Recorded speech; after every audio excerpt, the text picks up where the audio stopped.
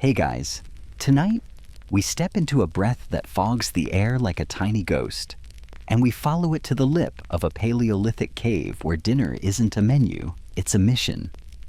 The stream ticks with ice wood smoke, clings to your hair, and the wind nips your ears like it skipped lunch to get here first. I'll be the calm voice in your mittened head while we feel the cold tighten the world and hunt the kind of calories that carry you through long nights. You probably won't survive this, at least not with that modern habit of skipping dinner for coffee and vibes. So let's learn from people who actually did. So before you get comfortable, take a moment to like the video and subscribe, but only if you genuinely enjoy what I do here. Tell me where you're listening from and what your local time is. I love seeing the campfire glow across the map midnight in Hanoi dawn, in Warsaw cozy dusk in Toronto. Now dim the lights, maybe turn on a fan for that soft background hum, and let's ease into tonight's journey together. You stand at the cave mouth where rhyme glitters on stone like sugar that forgot its dessert. Breath plumes. The sky turns iron. Behind you, the hearth sulks red like a tame dragon. Ahead, snow squeaks the way old ice does when it judges your footwear. Hide wraps your feet, sinew stitches the seams, and every step is a quiet argument with the season. You're here to eat, which also means you're here to plan. First lesson.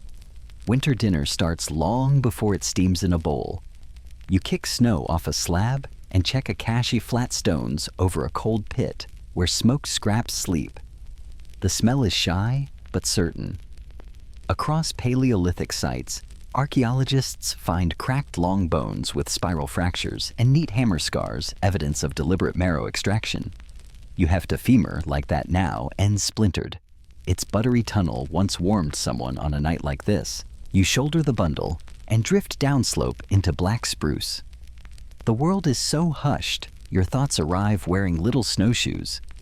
A cousin pads beside you with a spear that looks like sharpened patience.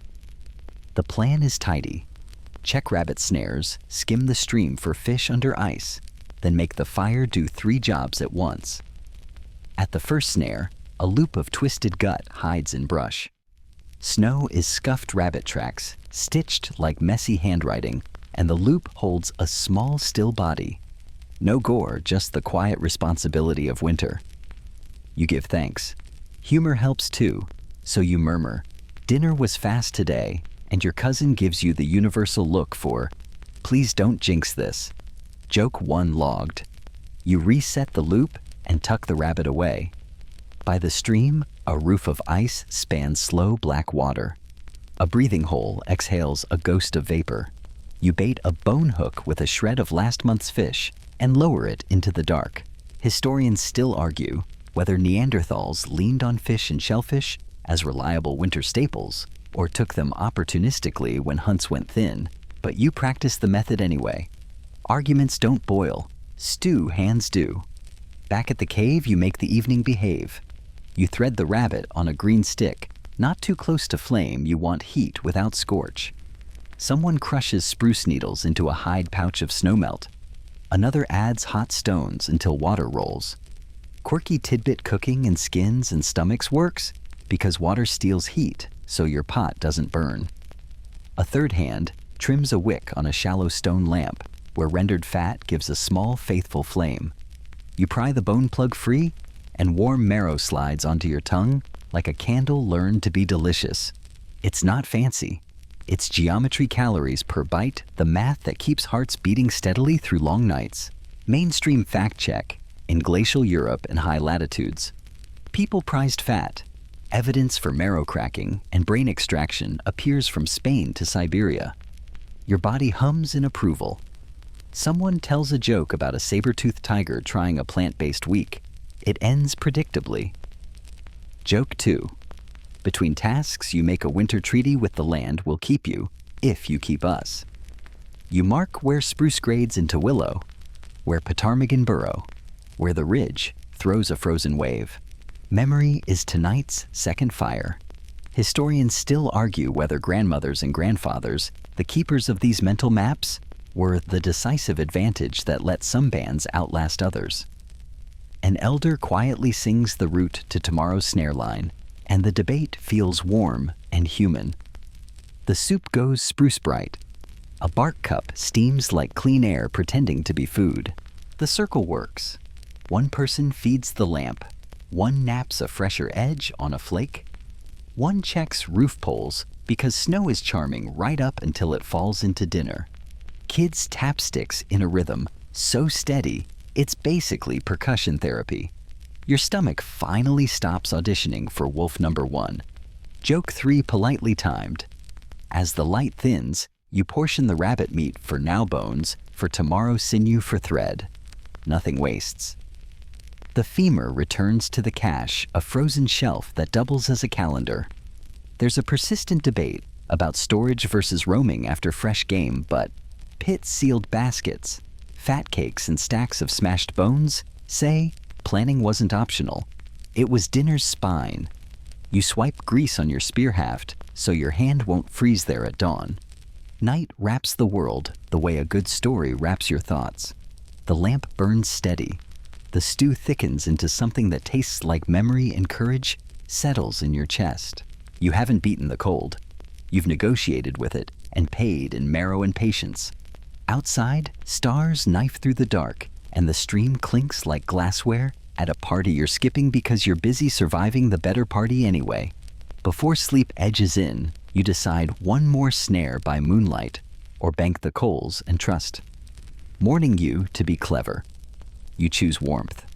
You rake coals together, cap them with thin sticks, and warm a flat stone like a prehistoric hot water bottle.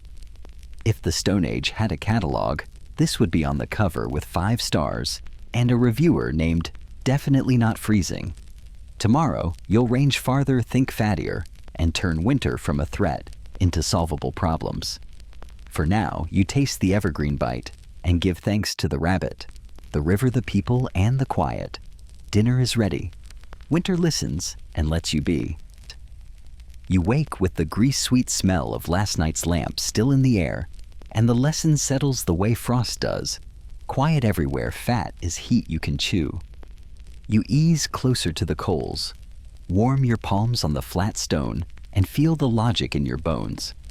Think of the marrow you slid onto your tongue, tiny golden furnace tucked inside a femur. The elders treat fat like a relative respected, portioned carefully, given the best seat by the fire. You start to see why. You lace up hide boots and join the little procession to the rendering pit, just a shallow basin near the hearth, lined with cobbles. You split another long bone with a river stone. It pops a bright note only good breaks make. Shards tumble into a hide bag. The scrapings go into the pit. You drop in fist-hot stones. Water hisses, froth gathers like winter's beard, and the surface turns silky. You skim with a sliver of rib and watch gold begin to rise. Mainstream fact, gram for gram fat gives roughly twice the energy of carbohydrate or protein. That matters when days are short, wind is long, and you're basically wearing a weather report. Every ladle of rendered drippings is a small tax refund paid in warmth. Your cousin swears he can feel his toes again and vows to name his firstborn lard. Joke 1 chunky. The fat clears to glass. You pour it into a clean stomach that hangs like a drop of sunlight from a tripod. When it sets, it will travel scooped into snow walks, smeared on dried strips, melted into soups. Sealing it is a ceremony twist of sinew rub of ash. A pat to tell mice they're not invited. Quirky tidbit grease on cheeks and nose works as a windbreak practical skincare with a flavor profile.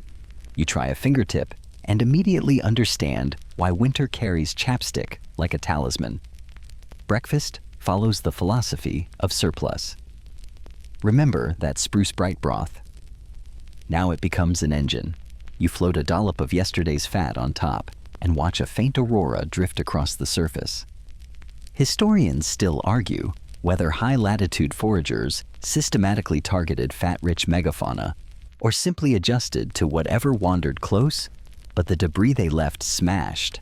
Epiphyses burned skulls. Dark, greasy soil tilts the story toward intent. Fat wasn't garnish. It was strategy. Someone pulls a skull from last week's hunt, and taps the vault open like a stubborn jar. The brain slides out pale and quiet. Camp wisdom says brains thicken stews, tan hides, and yes, feed people through dark spells. The texture is the world's gentlest butter. The flavor is patient and mineral. There's reverence in the way it's folded into the pot. No speeches, only steam that smells like courage. You dab your chin and pretend your breath isn't misting so theatrically. Winter loves stage effects. Lean meat alone is a trap. You learned that the weak rabbits outran your snares, and deer refused to be part of your character development. People call it rabbit starvation, all protein, not enough fat, and the body complains louder than drums. Mainstream fact, again explorers and foragers recorded sickness from diets heavy on lean game. The ancient fix is simple: add fat, or don't make that mistake twice. You stir in an extra spoon and promise your cells another vote. The rendering bubble slows. When you ladle liquid gold into a shallow stone, the lamp brightens without a word. You see the circle: fat cooks food, that becomes fat, that buys time to cook more food. Someone murmurs that a good winter is just a stack of solved equations. You bump their shoulder: okay, philosopher, pass the spoon. Joke too math-flavored. Storage becomes choreography. You pour fat into small hide packets with dried berries pounded in portable sweet, dense enough to bribe your future self. Thin meat gets painted in grease, then smoked over a low blue fire until it forgets how to rot. Another pouch is sealed with ash and twist, then buried beneath a bench of snow where the ground keeps secrets. Quirky tidbit 2-for-1: some bands cached food in rock fissures where cold air seeps like a careful guardian. Others hung sacks from forked branches to fool foxes. As the day thins to a pewter ribbon, you walk to the river with a bottle of fat the color of weak sunshine. You chip a hole through the ice and drip grease onto the surface. It spreads and quells the choppy film, turning the water into a mirror you can read for fish shadows. It's not magic, it's physics in a fur coat. Historians still argue whether tricks like this were widespread or just clever local hacks, but watching the ripples calm feels like the land itself exhaling. Back at camp, an elder tells of winters when the sea gave seals and the world tasted grand. Another remembers a season of lean elk and thick patience. You pass the lamp and feel its heat like a tiny sun in your hand. Mainstream fact: Arctic and subarctic peoples rely on marine mammal blubber, rich in fat-soluble vitamins the dim sun withholds. It models how earlier foragers balanced winter diets when plants slept deep. You add a respectful dollop to the stew, and the scent rounds off its sharp edges.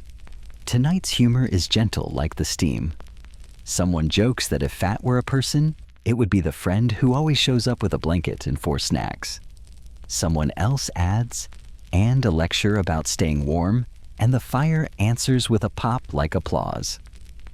Joke 3.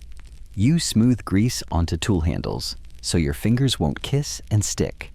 You rub a whisper along boot seams and the leather sighs. The lamp's pool is steady. The bellies around it are steadier. When you lean back against the wall and close your eyes, the cold stays outside like a polite wolf who understands boundaries. Your thoughts drift to the boring math of calories. Your gratitude drifts to the animals, the river, the hands that stirred. Before sleep, you tuck one more packet into the cache and wedge a flake of fat beneath a flat stone marker. Tomorrow, you'll want quick strength, the kind that doesn't argue with wind, the kind that lights your bones from the inside. You bank the coals, lower the wick, and let the night settle. The dragon hearth hums, the snow hushes, and in that hush, you feel the small bright flame you swallowed at breakfast. It keeps its promise. It becomes you. Dawn tastes like metal, and the snow is a drumhead that sings under your boots. You pull the hood close, check the wind with a lick to your glove, classic human barometer, and let your breath slow until even the spruce seems to breathe with you. Hunting under steel skies is less about heroics and more about geometry angles of wind lines, of approach arcs, of escape.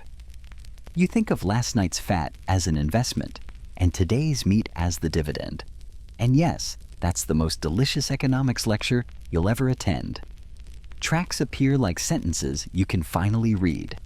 Here reindeer toe splay, wide on crust dew claws printed on steeper ground. There a fox wrote cursive loops that say, mind your leftovers. You crouch and press 2 fingers into a hoof mark. The edges are crisp, the bottom gritted with blown ice. Fresh. Your stomach starts giving a motivational speech about teamwork and protein. Very inspiring, slightly loud. Joke 1, you politely tell it to take questions at the end. The band fans out the way water finds channels. Hunters move to the flanks quiet as wool. Children and elders stay downstream of the wind's whisper, ready to help later with dragging bundling and the kind of victory singing that tastes like warmth. You finger the atlatl, a simple throwing board with a hook that turns human arms into longer levers. Mainstream fact, a spear thrower atlatl can add serious velocity to a dart, letting you cast from farther away with more punch. Peoples on multiple continents used versions of it long before the bow stole the limelight. You balance a dart across the board, feel the flex like a held breath. The plan is a drive nothing dramatic, not a cliff, just a subtle funnel made from brush wings and trampled paths that nudge animals toward a bend in the frozen creek where footing favors you. You and 2 others circle wide, planting little flags. Only the herd cares about scuffed snow. A murmur, a silhouette where no silhouette belongs. The herd's ears tick-tock. Noses test the air for stories about you. You keep yours boring. Quirky tidbit to dodge snow glare. You rub a thumb of charcoal under your eyes, a prehistoric eye black that makes you look like a glam rock mammoth but keeps headache and squint away. A cousin squints back, then smears a matching streak with serious ceremony. Now you're very fast, she whispers deadpan. Joke 2 arrives without needing to be announced. You wait, and waiting is the whole sport. Fingers cool, then find that reliable warmth where your body tucked last night's fat. Breath inches in and out of the scarf. The herd edges along the brush wing, one by one reading the world with hooves.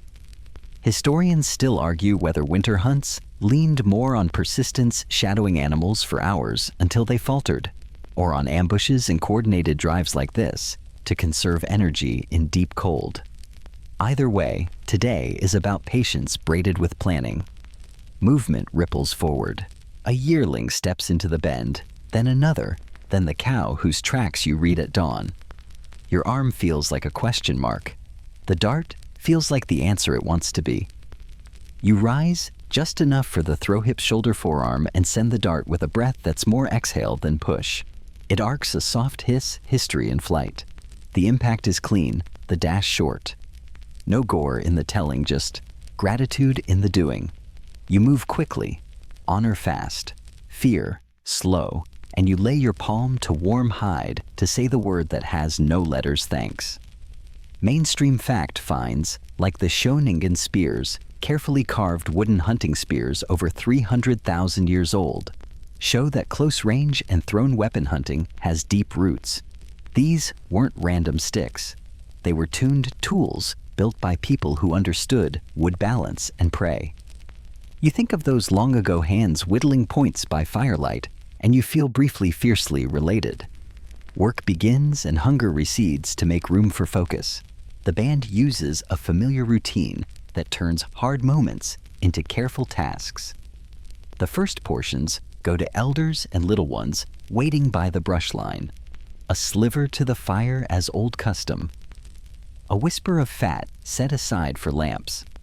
You trim with stone edges that bite like frost. Someone slides a length of tendon free to dry for thread. A hide is folded, not left. Nothing here is spare. Everything here is specific. You cross to a rocky knob where wind scrapes the world raw and light spills farther. From there you can see the drive lines, the creek's white seam, and the tiny steam ghosts of your people leaning over shared work. Historians still argue whether dogs already trotted beside winter hunters at this stage, or joined later, turning drives into collaborations with teeth and wagging optimism. You scan out of habit, half expecting a wag. Not today, just the old partnership: human eyes, human maps, human endurance. The drag home becomes procession. Skis of tough hide slide on snow. A pole sled squeaks like a mouse that tells on you. You stop often, let breath catch, then go. Jokes help. Someone claims the sled is named Rent because it's due every month. Joke 3. The laughter fogs, and are you warm? Or is it the comedy both? Wonderfully. At camp, the choreography resumes. A pot skin pulled tight in a hoop fills with snow and hot stones. Thick cuts go to the rack for smoke. Thinner strips become tonight's stew, encouraged by an extra spoon of fat that makes the surface pearl. You save bones for tomorrow's broth, and the day after's best idea: hot rock marrow soup that tastes like sun sneaking back early. You set a small pile of clean, straight ribs aside. A child will turn them into snow probes and story props. Mainstream Fact, Part 2. Plains peoples in much later millennia built vast bison drives with V-shaped stone lines that guided herds toward jumps like the famous head-smashed-in site. While your winter today is set in an older, different world, the principle of landscape-assisted herding shows up again and again wherever humans and hooves negotiate dinner. You draw a tiny V in the snow with your toe pleased that geometry has a flavor now. A cousin plucks a tuft of winter grass and twists it into a small brushed ring fingers, going fast, fast, slow. She sets it on a post as a charm to catch wandering luck. Quirky tidbit second, serving some camp's knot grass or sinew in little loops. As good sign traps a superstition that costs nothing and occasionally catches a smile. You add your own loop. Luck can't feel too corded in this weather. Evening leans in purple around the edges. The stew tastes like the day, bright with spruce, deep with marrow, wild enough to make your city self sniff the air like a curious animal. Someone tells the old winter argument: did our ancestors sing before the hunt? To ask permission or after to say thanks? And a grandmother says, both obviously with the authority of someone who's seen 50 thaws. You don't argue. The spoon is busy. You touch the dart that flew, smoothing a tiny nick near the point, then burnish the shaft with a pinch of grease. The tool taught you a new lesson, and you thank it with care. You check the brush wings sketched on the cave wall in charcoal, adding 2 finger marks for the day's funnel, a little cartography where everyone can see tomorrow. Memory feels like another lamp that never goes out. Before sleep, you step outside where the sky is a bowl of cold sugar. Breath climbs and vanishes. The herd's prints are already softening under sifted flakes, the way all stories soften if you hold them long enough. You listen for the wind and hear only the hush that comes after enough has been done for one day. The fat you saved will meet the bones you kept. The bones you kept will meet the pot you stretched. The pot you stretched will meet the fire that has your name. The circle looks perfect in the snow. It tastes perfect in the spoon. You settle the fresh bones near the dragon hearth and let your hands choose the first conversation, marrow brain, and everything the long white levers can still give. The snow outside keeps time. The stew mutters in spruce-scented syllables. And you angle a river stone the way the elders taught you flat palms. Quick snap, break the bone while it's still green before the cold turns it brittle and stingy. The fracture spirals cleanly. The kind archaeologists love the kind that says, this wasn't scavengers. This was supper with a plan. You smile because somewhere far down history, a person in a hat will read this moment in your hammer marks and nod. Marrow first always. You lever out the glistening ribbon and let it kiss the hot stone until it sighs, then swipe it across a strip of lean meat so the two meet halfway. Tenderness and heat fuel and fiber. Mainstream fact: marrow is mostly fat, lush energy that winter accepts like a down payment on warm toes. You feel it light a little lantern under your sternum. Breakfast for your mitochondria, you mutter, and someone calls you the camp's favorite science show. Joke 1. Your award is an extra dollop. Now the big project: bone grease. You collect the shattered cancellous ends, the honeycomb bits, into a hide bag with a splash of snow and lower in fist-hot stones with a forked branch. They hiss like geese with opinions. The soup rolls, and soon a buttery foam gathers that you skim with a rib. Yes, a rib spoon, because in this kitchen, the drawer is the animal. You'll pour the melt into a stomach to paint it on drying strips or let it firm in shallow stones for lamps. Quirky tidbit. The same stones get reused until they're heat shocked into a map of old dinners. People later will call them pot boilers or fire-cracked rock, and a whole dig site can look like the hearth-sneezed gravel. The skull waits with quiet gravity. You tap along the seam that runs like a river you've crossed before, score wedge, and open with slow respect. No gore, just careful engineering. The brain slides free, pale, mild, important. You know 3 uses at least. 1, food slipped into the pot as a thickener that turns thin broth substantial and kind. 2, craft worked into hides during tanning so fibers relax and the future doesn't leak on you. 3, emergency lamp fuel if every other stash runs shy. Mainstream camp saying older than everyone here. Every animal has enough brains to tan its own hide. Joke 2 is inevitable, someone adds. Except Cousin Moss. And Cousin Moss bows grandly because comedy keeps the tent warm. Hot rock cooking is choreography. A cousin rakes coals aside, drops a ring of stones into the pit, sets a rawhide pot within a willow hoop, and you ferry more glowfist rocks to the water. The hide doesn't burn, the water steals the heat, and soon the bone soup churns with tiny storms. Historians still argue whether this method blossomed first in the Upper Paleolithic or appeared in earlier pockets whenever clay pots were scarce. But the logic is timeless. Rocks are your stove. Skins are your saucepan. Winter is impressed. You add crushed spruce tips, vitamin bite forest perfume, and a spoon of yesterday's set fat. The surface calms into pearls that drift like sleepy stars. You remember the charcoal eye black from the hunt? And swipe a little on, again half superstition, half glare blocker, all glam rock mammoth. Joke 3 arrives when a child tugs your sleeve and whispers, "You look very fast." You whisper back, "Only when soup is ready." Work turns to thrift where bones become tomorrow. You split a straight tibia lengthwise and set aside clean slivers for awls and needles. Ribs become snow probes. A shoulder blade parked near the door volunteers as a quick shovel when drift pushes in.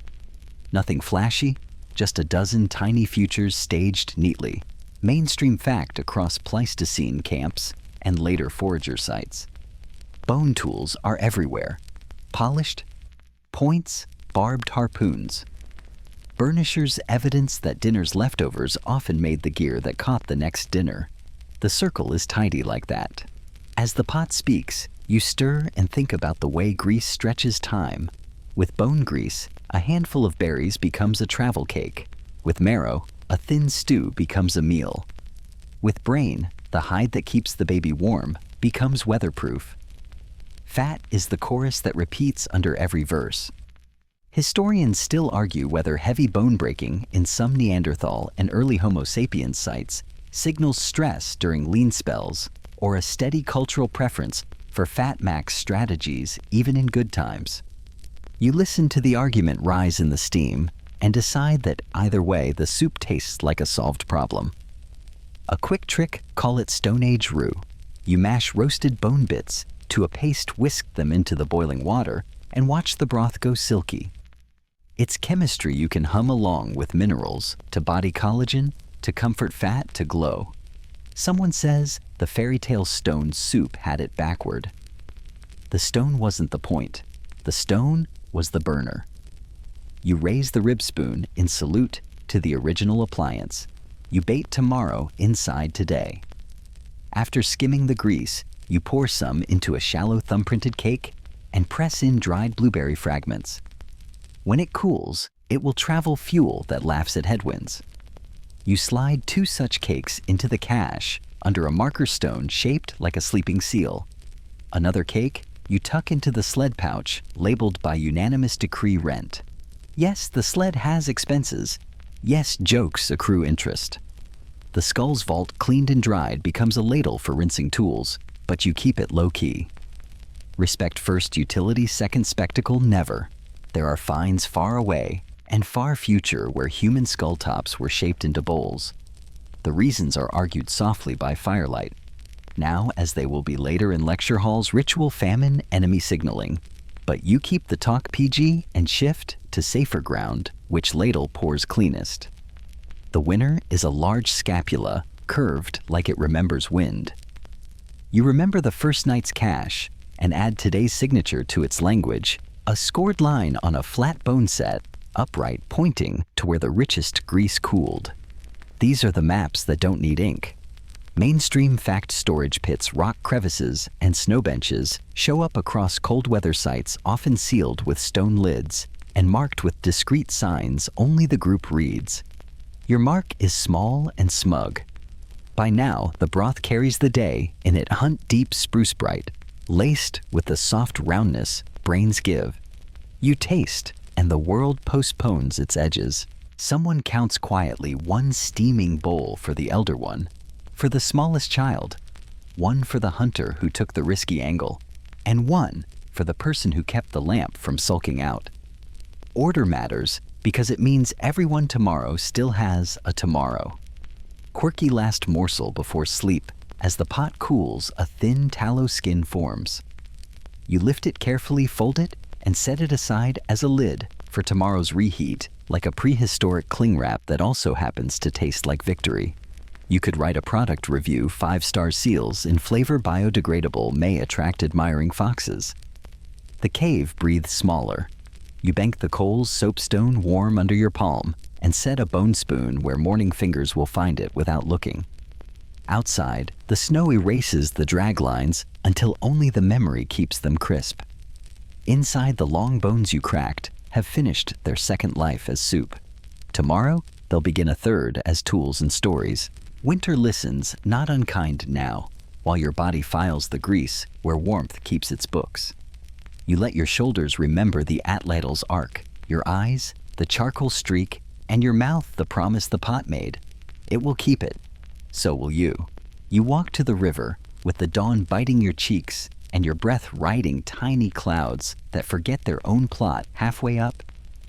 The ice is milk glass with a dark pulse beneath. Somewhere under that lid, silver dinners idle slow as planets. You choose a bend where current softens and the bank cuts the wind, and you set down the sled. Yes, rent arrives on time, squeaking like it wants a receipt. You kneel, press your ear to the ice, and hear the river think. Today the plan is fish beneath the ice hooks of bone patience on a string, and a lamp's soft breath to keep your fingers willing. First, you make a window. An antler chisel bites a neat ring. Chips fly like snow that decided to be more useful. You lift a disc of ice with a forked branch and slide it aside like a pale shield.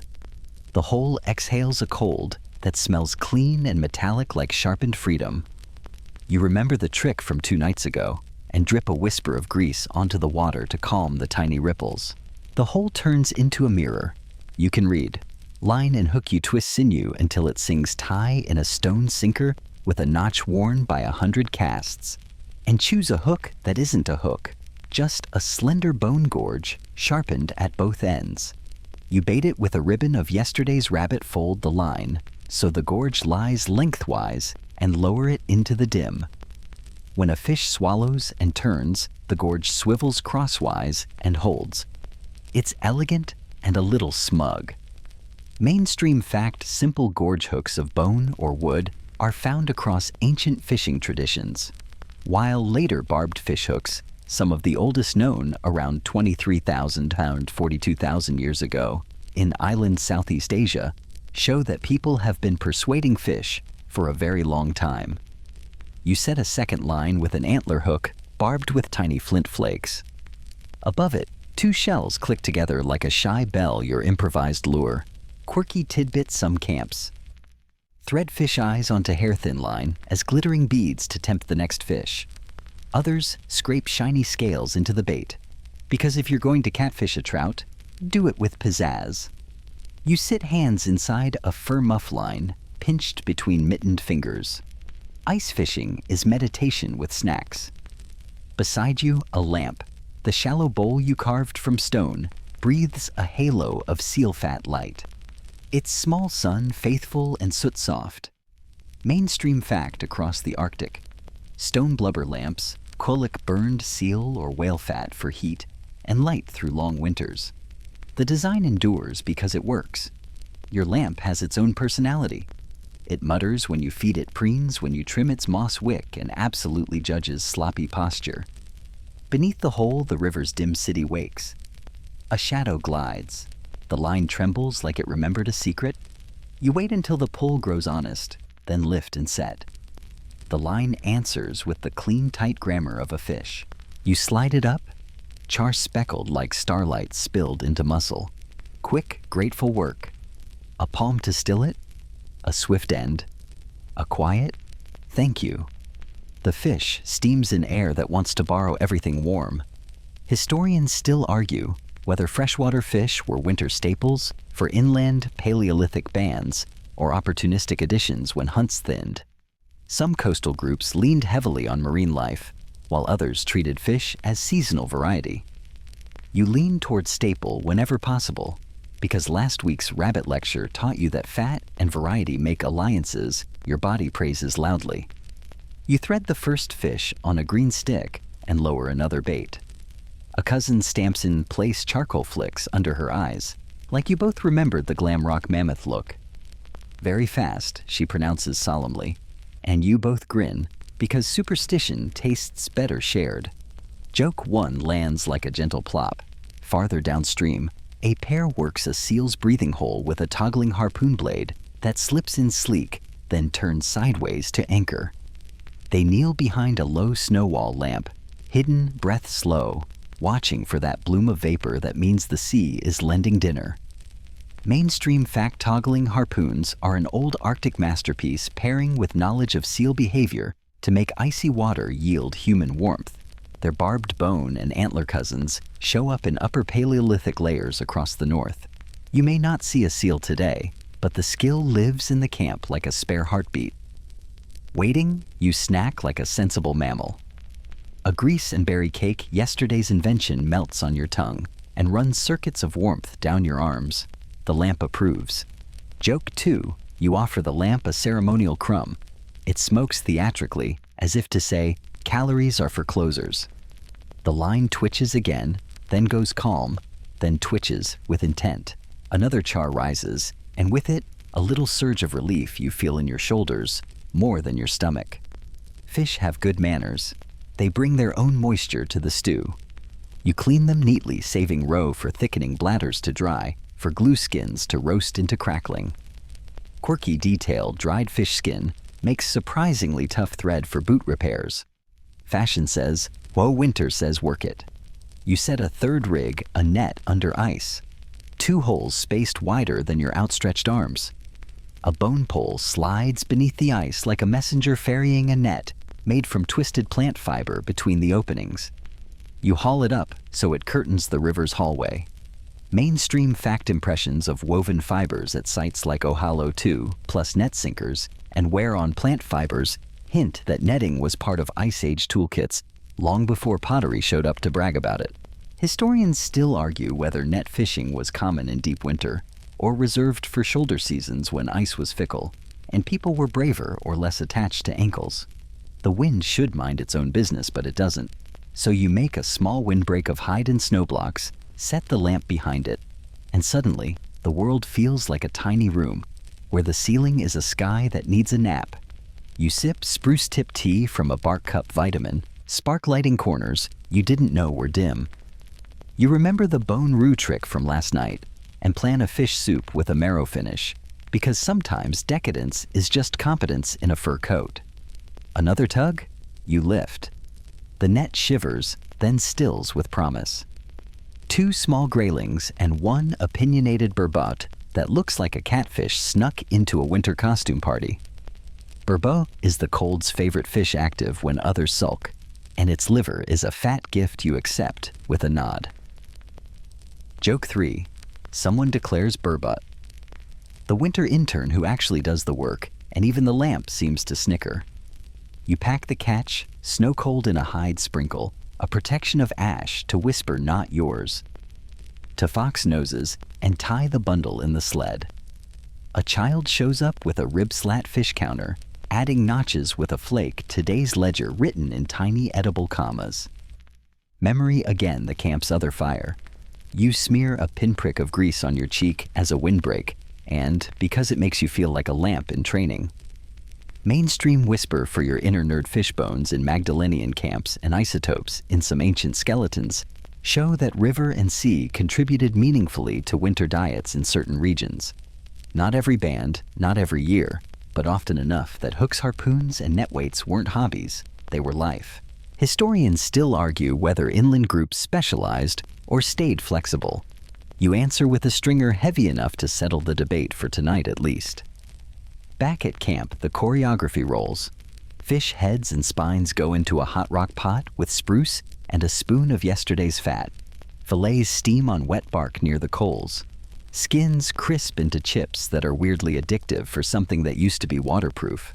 You lift a lamp near the pot and watch the surface paint itself with small moons of oil. Someone asks if fish qualify as soup with built-in cutlery pointing at the bones. You grant them a cautious smile and pass the rib spoon. When bowls circulate, winter loses about 11 arguments simultaneously. The broth is lake sweet and marrow smooth. The grayling flakes like it studied manners. The burbot's liver tastes like the cold forgot itself and apologized. You tuck away 2 fillets to dry near smoke tomorrow's travel food next week's flavor memory. Outside, stars start their slow lesson in patience. Inside, lamps steady their glow, and the cave walls hold shadow stories of nets and hooks and breathing holes. You bank the coals, slide the ice disk back onto the hole like a sealed letter to the river, and turn home with pockets warmer than they look. The river says good job and goes back to dreaming under ice. But dinner isn't finished. It just changed address. You shoulder rent the sled that squeaks its opinions and angle toward the marshy fringe where cattails poke through snow like pencils that refused to graduate. Roots sleep underground. You're here to tap the shoulder of that sleep and whisper, "Sorry, winter sent me." The ground is more stubborn than yesterday's knot. You warm a fire-hardened digging stick over coals, temper the tip with a rub of grease so frozen dirt won't bite, and hang on, then drive it down in a rhythm you can hum to. Each thrust pops a tiny sigh, and steam climbs from the hole like the earth is sipping tea. Quirky trick: you drop 2 fist-hot stones into the packed soil first, let them smolder a minute, then pry, tiny thaw, big relief. Someone names the stick customer support, because when the ground stops cooperating, you call in the tool that listens. Joke 1.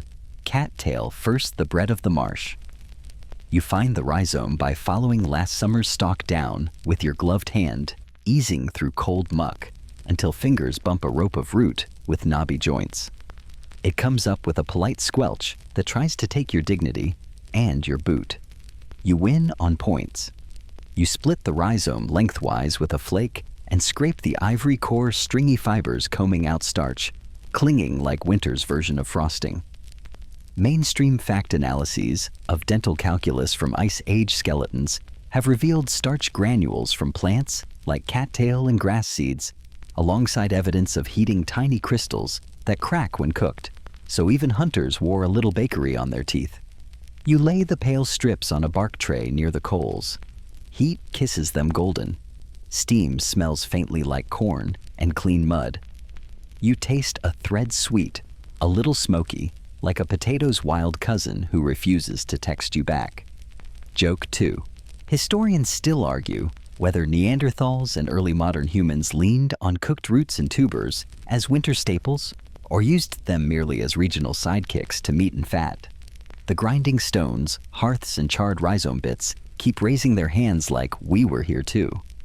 Arrowhead Wapato waits deeper. You cut 2 holes in the ice-dark shallows, slide a forked pole beneath, and lever the mud as if prying open February's pantry. Round tubers pop free and bob up like surprised moons. You snag them with a branch nip away the skin and feel the cold sting your knuckles, that honest ache that says you're borrowing heat from later. Into the basket, they go then under snow for a quick chill that tightens the flesh. Back on drier ground, someone starts an earth oven.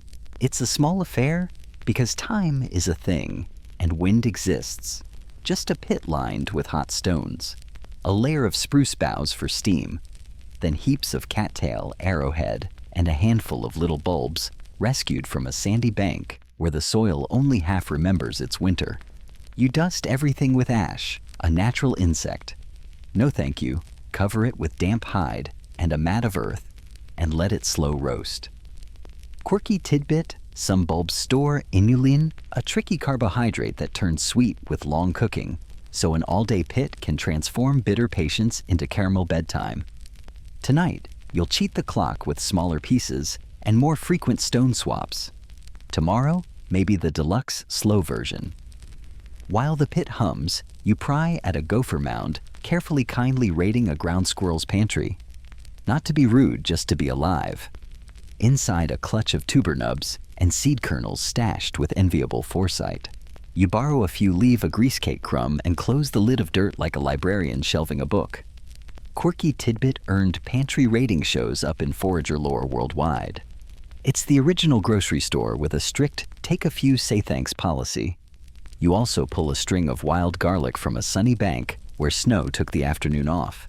The bulbs promise flavor more than calories, but flavor helps calories feel like a plan.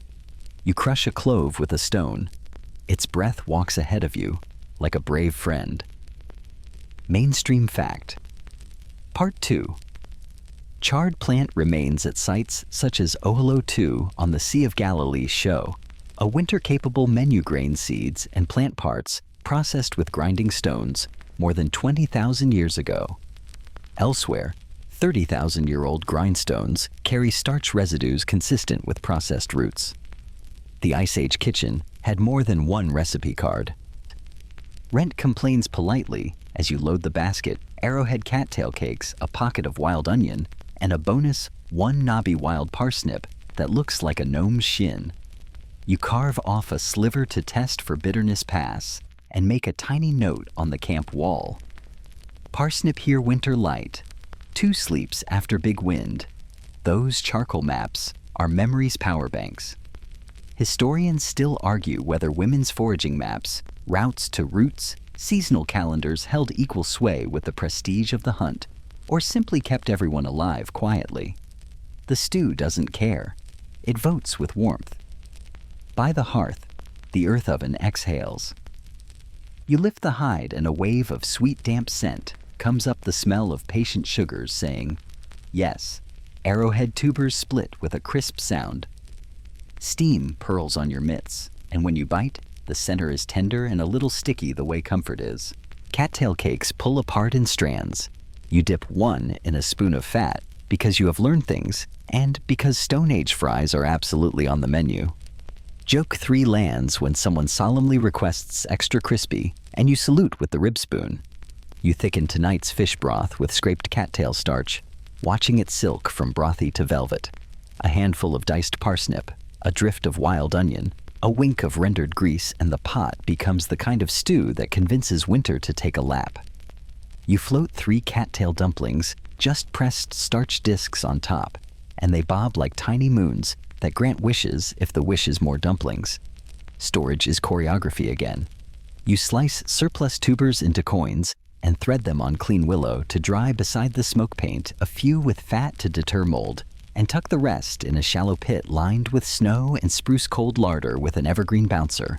You mark the pit with a subtle V of twigs that only means something if you were there when the story was told. The children repeat the story twice to glue it in place. Between bites, you share odd root lore because it tastes good with steam. Someone says cattail shoots in spring are the marsh cucumber nice, but tomorrow you're here and someone else swears the fluff makes the world's coziest pillow true, and the camp's sneakiest fire starter. Also true, please supervise. You file it away, dinner bedding lamp wick and jokes from a single plant is an impressive resume. You glance at the lamp, steady now, soot curled like a cat, and rub a pinch of grease along your cheek again as a windbreak for the walk to check snares. The charcoal eye black goes on too, because the glam rock mammoth look has become an emotional support cosmetic. You carry a cake of roasted cattail for the road. It sits in your pocket like a warm idea. Before the night thickens, you visit the marsh edge once more and plant a memory, a lattice of sticks over a promising patch, a subtle marker that snow won't erase. You whisper the coordinates to yourself. Ridgeline 2 birches bend like a sleeping knee. Tomorrow, you'll find it fast, even in wind that forgets its manners. Back by the fire, the last tubers exit the oven, browned and friendly. You mash 2 into the pot as a finish, and the stew takes on a glossy calm that feels like bedtime armor. You pass bowls in the same order as always, elder smallest risk-taker lamp-keeper, and settle onto a folded hide with your own. The first spoonful is swamp sweet and river deep. The second is fat soft. The third is just you breathing slower. The cave roof glows low. Rent naps by the door. The rib spoon lies where morning hands will find it. You reach for one more cattail dumpling and let your mind skim the day's small victories. The sigh of thawed dirt. The surprise of bobbing wapato. The oven breathing sugar into dark hours. You didn't conquer winter. You fed it a peace offering, sweet, starchy steaming, and it nodded. That's enough. You bank the coals, tuck a root cake beside the lamp for breakfast, and listen while the ground above puts its cold ear back to sleep. Snow husks crackle under oaken beech, and the forest smells like cold tea tannins and winter breath. You tilt your head to the canopy, where gray limbs hold a few stubborn acorns like punctuation that forgot to end the sentence. Rent the sled waits at the tree line, already sighing, as if it knows nuts are dense, and your enthusiasm lacks mercy. You cinch your woven bark pack tighter and start the quiet harvest that turns hard little moons into dinners that last. Acorns first. You kick through drifted leaves until your palm fills with brown caps. The weevil test is easy, float them in a water-filled bark tray. Sinkers usually mean solid floaters, often hide extra protein you didn't invite. You set the reliable ones aside and give the rest back to the forest's tiny entrepreneurs. Joke 1 is obligatory. You thank the weevils for their interest, but explain you're fully staffed. The trees older than every argument don't care. They just keep making choices that feed everything with a heartbeat. Near the fire, you score shells with a flake and toast a batch in a shallow pit lined with hot stones. A few pop like shy popcorn. You smirk because nature made its own snack aisle and still forgot to label anything. Toasting loosens skins and eases the bitterness. Mainstream fact: acorns are high in tannins, bitter compounds that can upset stomachs. Across cultures, people leach ground acorn meal in cold streams or repeated hot water changes, then turn it into mush flatbreads or thickened stews. You do the same, grind the toasted kernels on a slab with your trusty handstone until they shift from gravel to sand to a soft flour that smells like the woods rode a bakery. You tie the meal into a woven bag, stake it in the stream where yesterday's fish gave you grace, and let cold water pull the bitterness away. The bag trembles in the current, a sleeping jellyfish pinned by kindness. Historians still argue whether Paleolithic groups invested in large-scale mast processing that tethered camps to places for weeks, or whether nut season simply triggered bursts of caching before bands moved again. Shell piles and storage pits hint at both strategies, braided by weather and luck. While the stream does your chores, you court hazelnuts. A coppiced thicket cut by wind and animals, renewed by stubbornness, gives you clusters. Cracking them becomes percussion stone on stone nut between shell singing open. A child claims the rib spoon, is jealous of the new instrument, and insists you place it where it can watch. The lamp eternally judgmental blinks. Joke 2 files itself neatly. Quirky tidbit: you save a pot of tannin-rich acorn leachate, brown as weak tea, to dab onto tiny cuts and raw knuckles. It's astringent. It tightens skin, calms itch, and in a pinch helps in hide tanning where you want fibers to behave. You also use nutshells as fire extenders. Sprinkled in the coals, they smolder steady and lend a faint nutty aroma to fish strips. If the Stone Age had a candle store, you'd leave with Smokehouse Hazelnut and a receipt you refuse to show, rent. The acorn bag lightens to the touch. That's the tannins leaving. You ring it gently, return to camp, and stir the damp meal into a hot rock pot with spruce tip water, a handful of crushed hazelnuts, and a respectful spoon of rendered fat. The surface settles from splashy to satin. You know the drill, simmer, low stir, often sing quietly. Mainstream fact side B. Mesolithic camps across northern Europe have yielded great mounds of charred hazelnut shells, evidence of heavy nut use, quick energy, decent fat, perfect pockets. Your pile won't be a mound. You keep things tidy, and the fox is nosy. You fold in a pinch of dried berry and remember yesterday's grease cakes. Today, you press a new version nut and berry cakes, painted with fat, until they shine like small moons. Portable, crumbly in a flattering way, they'll ride in rent, without complaint if you cushion them with cattail cakes, like the world's most over-prepared lunchbox. You set two aside in the cache under the flat stone marked with your secret notch, then add a new sign for nuts here. 2 crossed twig halves that look like a tiny person with very assertive shoulders. Seeds get their turn. You shake grass heads over a skin until the little commas fall like punctuation that finally found a story. You parch them in a shallow basket, shaking above coals till husks crackle, then winnow in the wind's gentle mouth. The cleaned seeds join a grind on the slab, turning into a coarse flour that smells like dry summer hiding in winter's pocket. Historians still argue whether small seed harvesting was worth the time in deep cold or a shoulder season luxury. But your belly abides by a single rule: if it thickens stew, it's doing heroic work. A cousin returns triumphant with beech mast and a pocket of pine nuts teased from cones over the hearth. Pine nuts are winter's confetti, tiny, fatty, celebratory.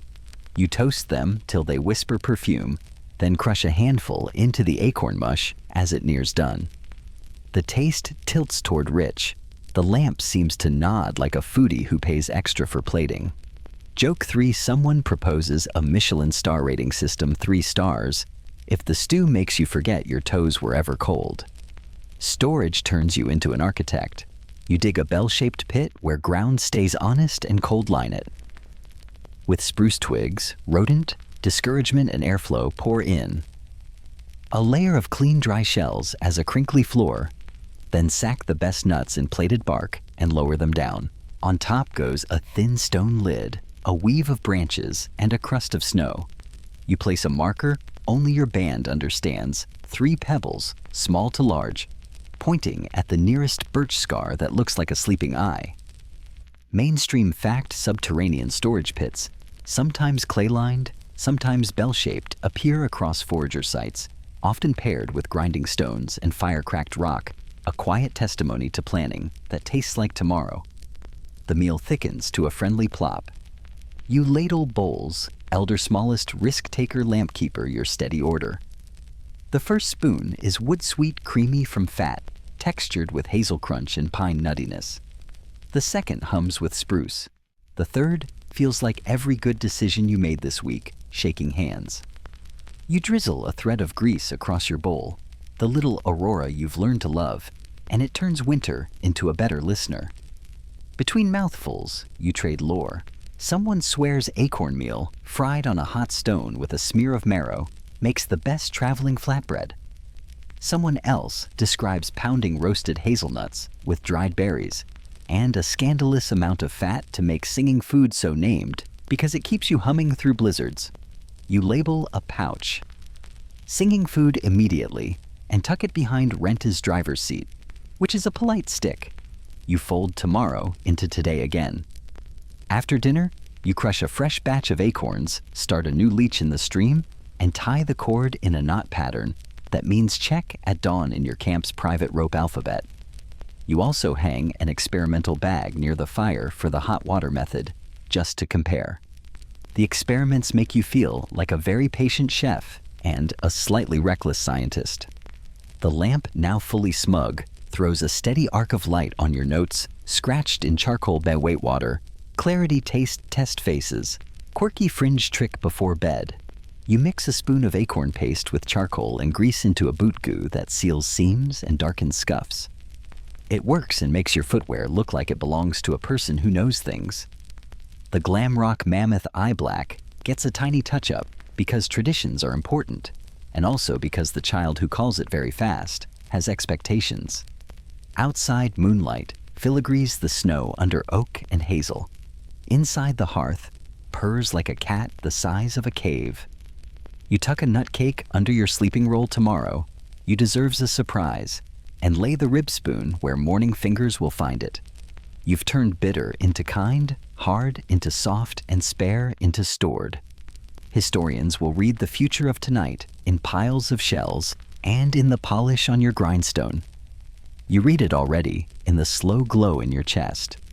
And the way winter has begun to sound less like a rival and more like a quiet coworker who brings you an acorn and says, "You got this."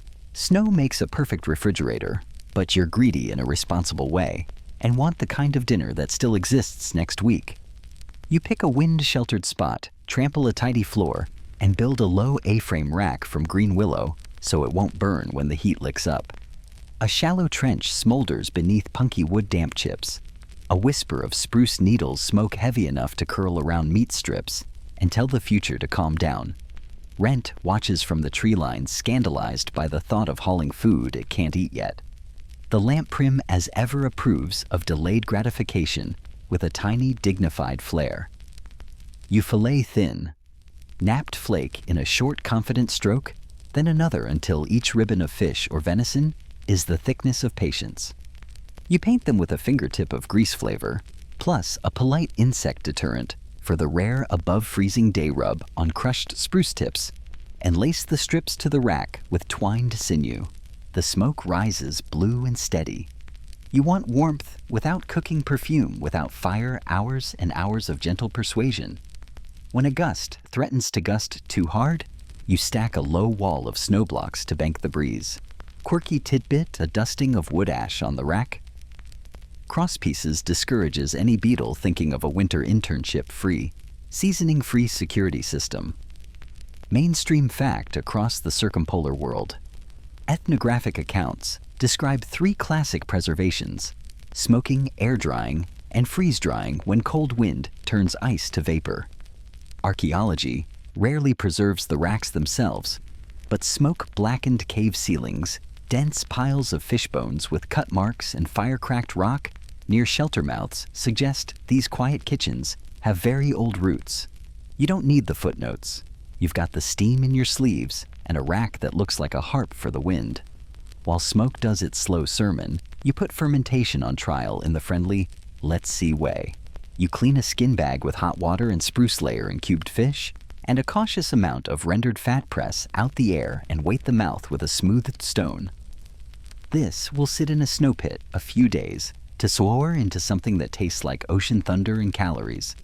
You label the spot with the twig sign that means check soon in your rope and branch alphabet.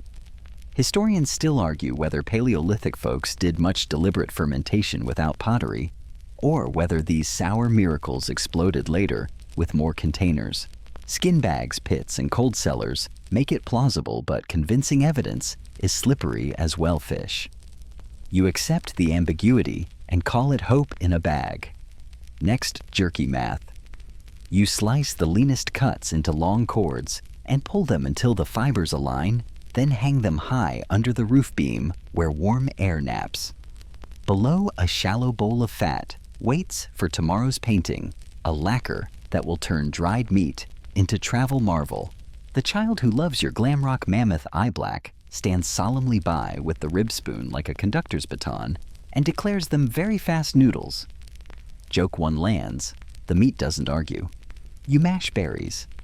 Dried ones first, blue and black, dusty with summer, and a few tart pops you saved by freezing in packed snow. Into the mortar they go with a spoon of warm grease pounded until the paste turns glossy and stained the color of evening. You fold in needle-fine shreds of dried meat, pounded to floss between stones, press the mass into thumb-thick cakes, and set them on a clean, cold slab. Congratulations. You've reinvented a cousin of pemmican indigenous genius from much later times on the North American plains. But the principle is universal dried meat plus rendered fat plus sometimes berries equals dense, durable dinner that ignores weather. Mainstream fact within a fact pemmican fueled long winter travel and trade for centuries. Your cakes are humbler, but speak the same language of efficiency. Smoke threads your hair. Your stomach edits your priorities. You check the rack by feel strips tacky, not wet. Corners stiffening, not brittle. You angle the coals at a pinch of damp moss for thicker smoke and sling a thin hide above as a roof so drizzle can't undo hours of good behavior. Another rack goes up purely for fish skins. Yesterday's chips were too good. A scandal you intend to repeat. Rent creaks as if rolling its eyes. Joke too audible to sleds. In the wind-scoured clearing, you build a second contraption, 2 low posts, and a long line like a minimalist fence. On it, you peg thicker cuts for freeze-drying. The trick is paradox sunny days below freezing and honest wind. Ice abandons flesh as vapor. Time carves water away and leaves a pale, stiff certainty that will spring back to life in a pot. Mainstream fact subarctic version. Many Arctic communities still rely on outdoor freeze-drying for fish and meat. It's quiet science with a delicious agenda. Now you audit the larder. Bell-shaped pit of nuts pebbles arrowing the birch scar. Root cache under the sleeping seal stone 2 notches. Grease cakes by the bench of snow, a V of twigs. Fish sauce experiment do not mix up with the lamp oil. Please and thank you. You add a shelf. A narrow crevice that exhales a faint cold draft natural fridge. You slide in 2 fish heads packed with greens and fat for a quick ferment that should turn into a foggy, savory bomb in 3 sunrises. The lamp registers a complaint at being compared to a fridge. You apologize with a wick trim. Quirky fringe trick, you string a ring of dried angelica stem hollow fragrant near the rack as a fox spooker. When wind hums through it, sings a thin whistle that predators and mischief interpret as someone's awake. Does it work? Sometimes. Does it make you feel like you added a doorbell to the Stone Age? Absolutely. The child tests it and giggles. Very fast music indeed. Afternoon thins to pewter. You bring a smoking strip to the hearth, cut a corner, and taste still springy almost there. Another hour 2 at most. You use the time to render a fresh pot of grease and pour the clear gold into shallow stones. Tomorrow, you'll paint the jerky thin coat both sides, then hang it 1 more hour to set. That lacquer resists damp carries flavor and feeds you as surely as the meat itself. Historians still argue whether this exact fat painting showed up in deep prehistory or largely in later ethnographic horizons. The physics is stable across millennia, and your tongue votes yes.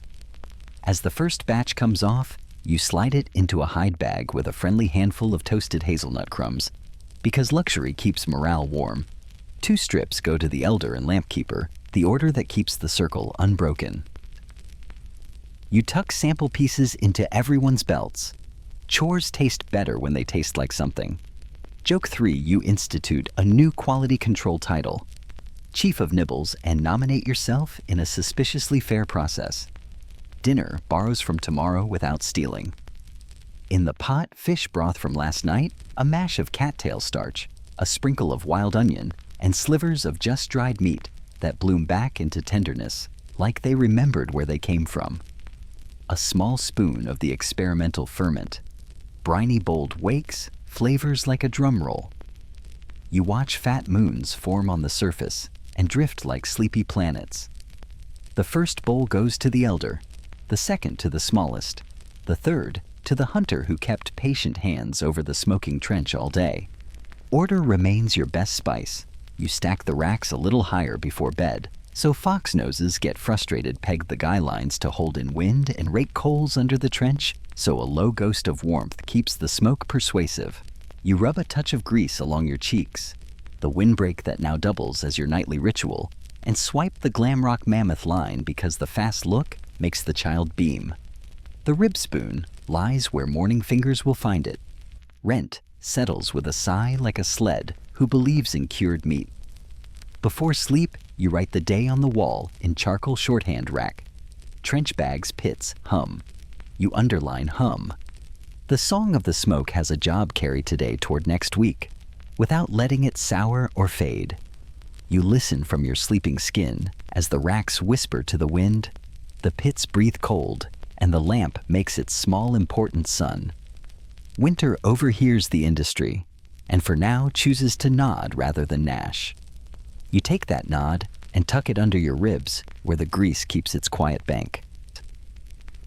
The smoke harp hums behind you.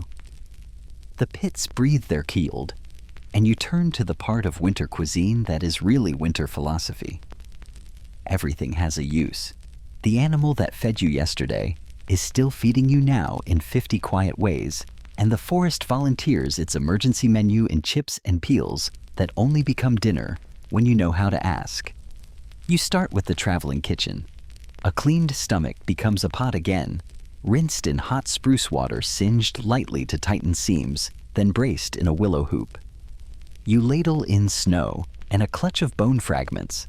Fist-hot stones drop with a hiss, and the water rolls without scorching the skin. It's the original slow cooker set to bison. Joke 1 lands as the child with the rib spoon announces themselves sous chef of bags.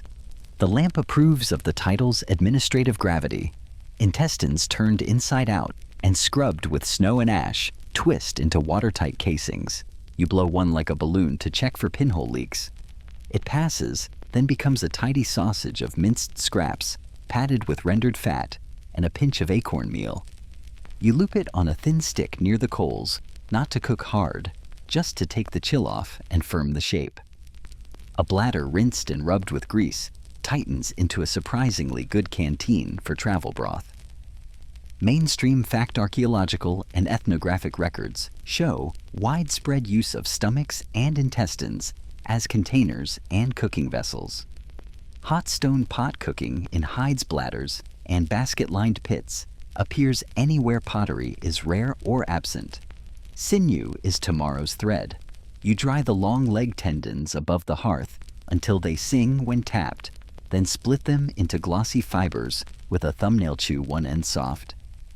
Yes, it's a glamorous job and twist a cord that shrugs off wet and cold. With it, you lash a bone needle to a sliver handle, repair a boot seam, and time up the corners of a hide sack that will ferry jerky from the racks. Historians still argue whether fine needle sewing arrived late or earlier than the bone needle finds suggest hidden in perishable wood or thorn tools. But the polish on your awl and the tiny holes along old hems say clothing tech was no afterthought. Bones keep teaching. Hooves and lower legs simmer all day in the stomach pot until the broth gels when cool hide glue, by flavor dinner by feel. You skim the pale jelly into a small stone, and when it sets, you can paint it warm onto a cracked spear socket to stiffen and seal. Quirky tidbit, that same gelatin brushed onto flyaway hair will hold a winter bang in place for exactly 1 joke and 3 laughs. Ask how you know. The cave votes that the look is very fast. Today, the forest sends its fallback foods, the kind you pray to your future self to process before you're desperate.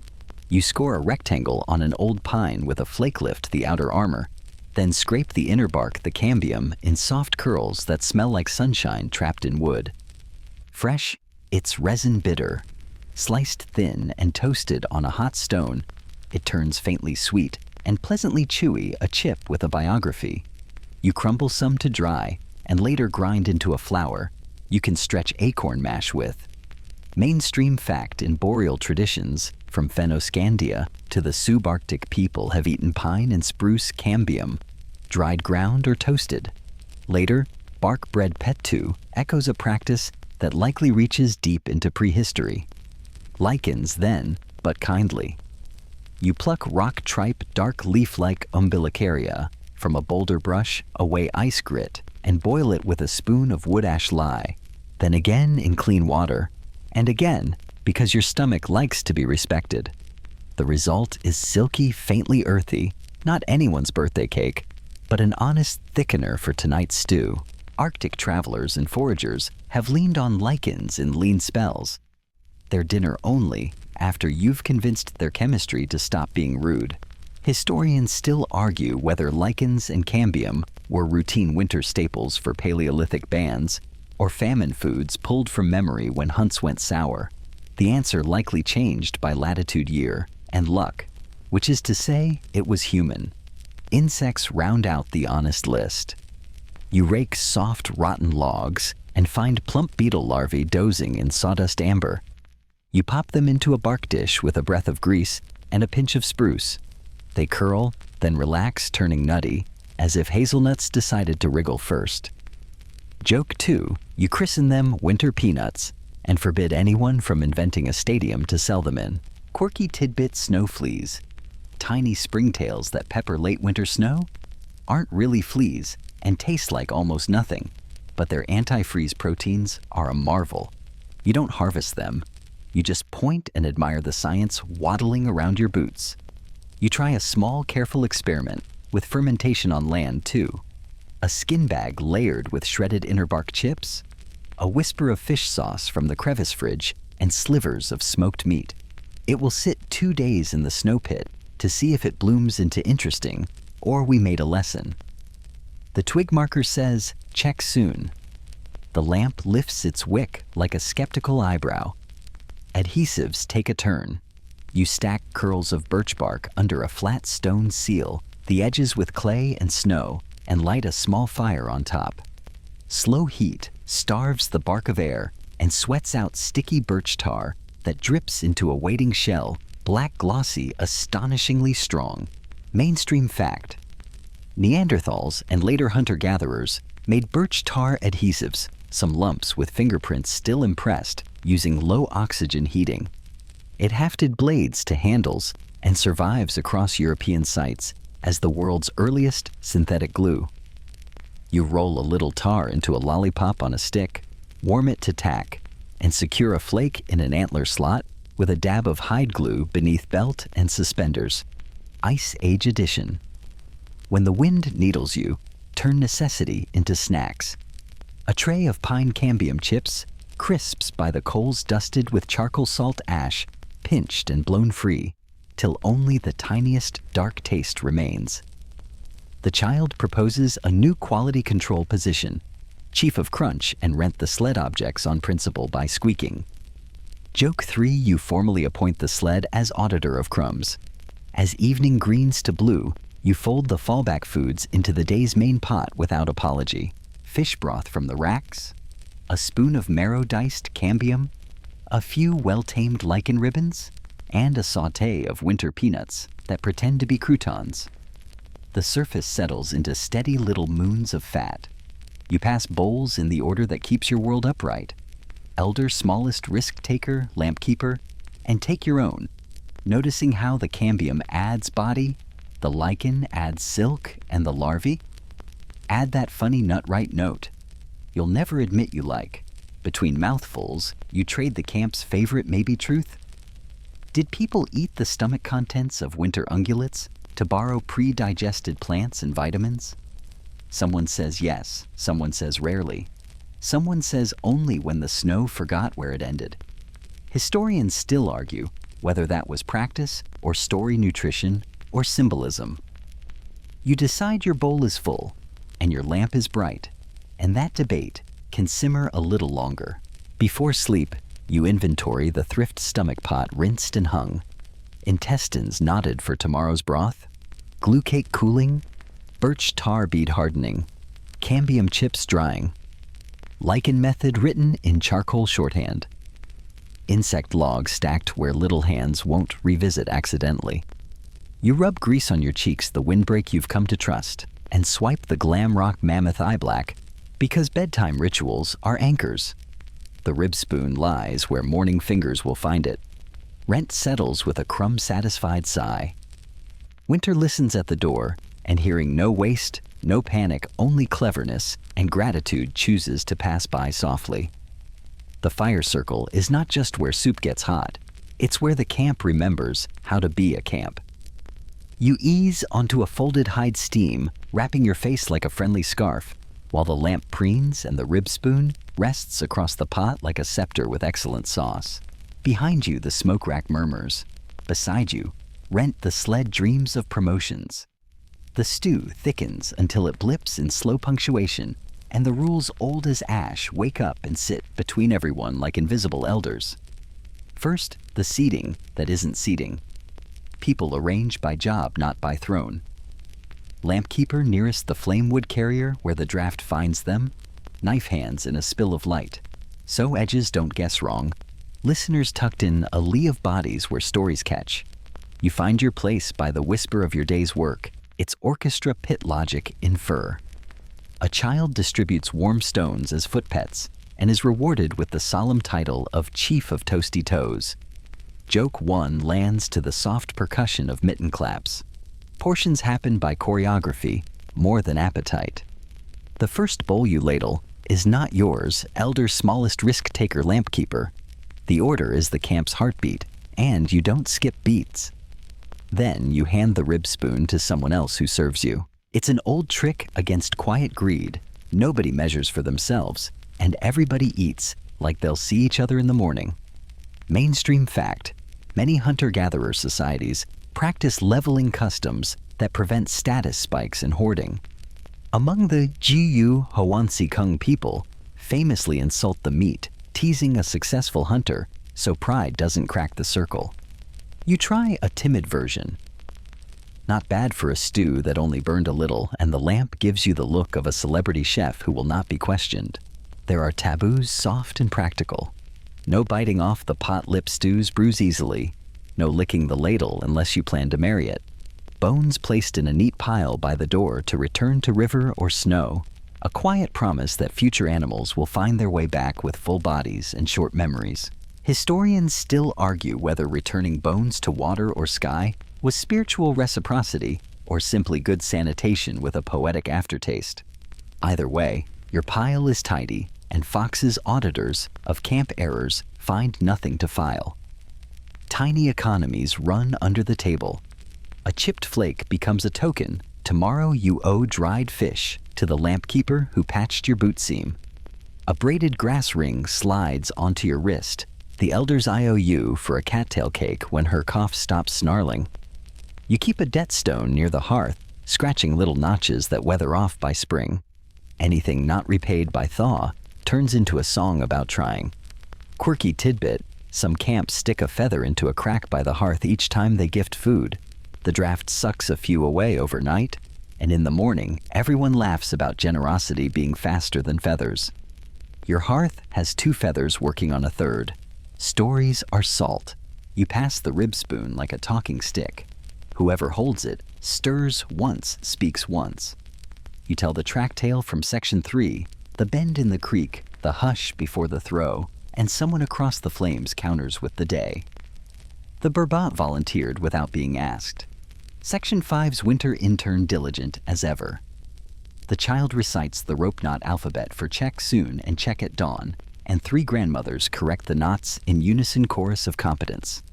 Hum folds into the smoke. Winter leans in to listen.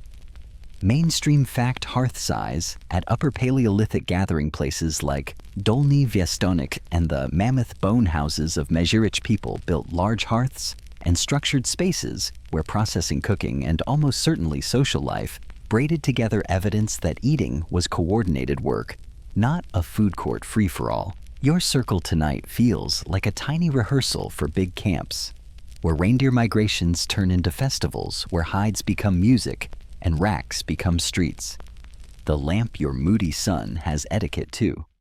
The wick gets trimmed by the person with cleanest hands. The first drop of fresh grease belongs to the lamp, the second to the hungry, the third to the tools. A swipe along a haft, a kiss on a seam. Mainstream fact: polar edition across the Arctic. The Kulik stone blubber lamp centered domestic life light.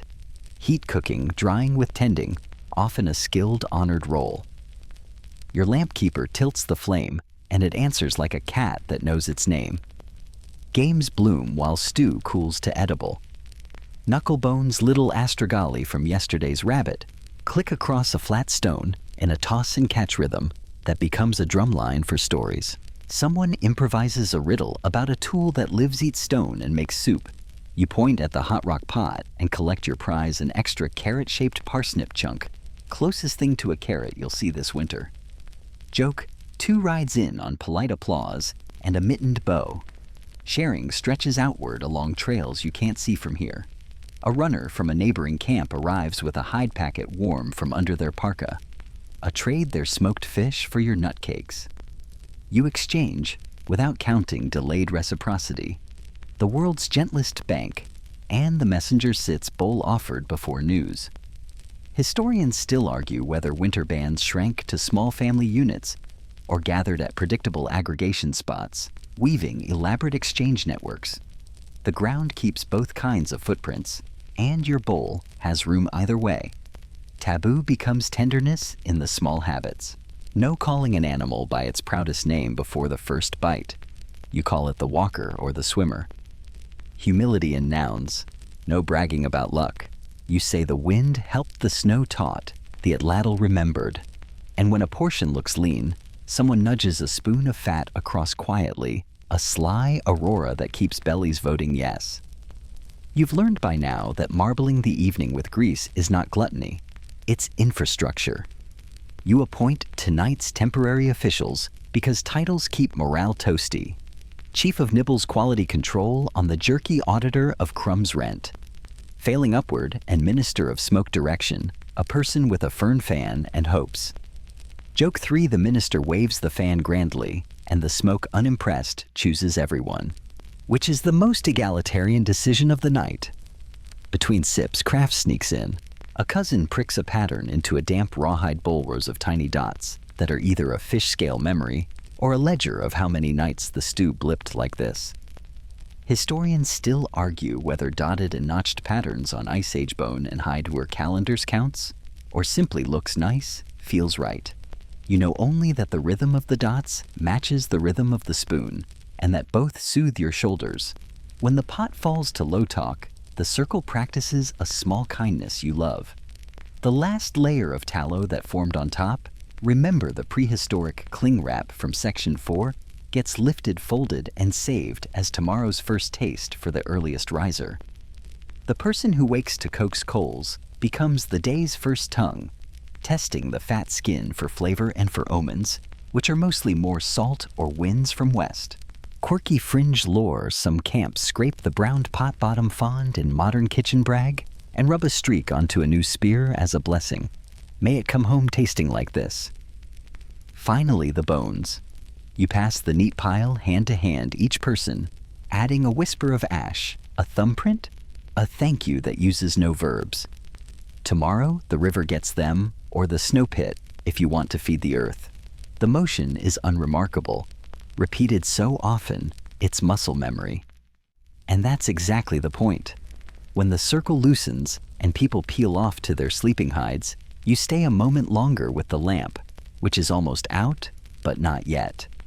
You rub a windbreak kiss of grease along your cheeks, swipe the glam rock mammoth eye black, because bedtime rituals are anchors, and set the rib spoon where morning fingers will find it without looking. Rent shifts bumping the wall like a sled that dreams in tidy inventories.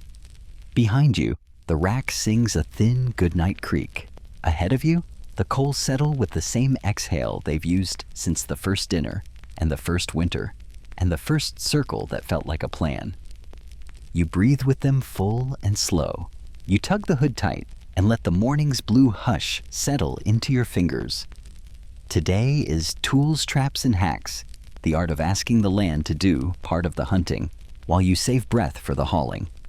The lamp gives a supervisory flicker as you take the coil of sinew twine from its peg.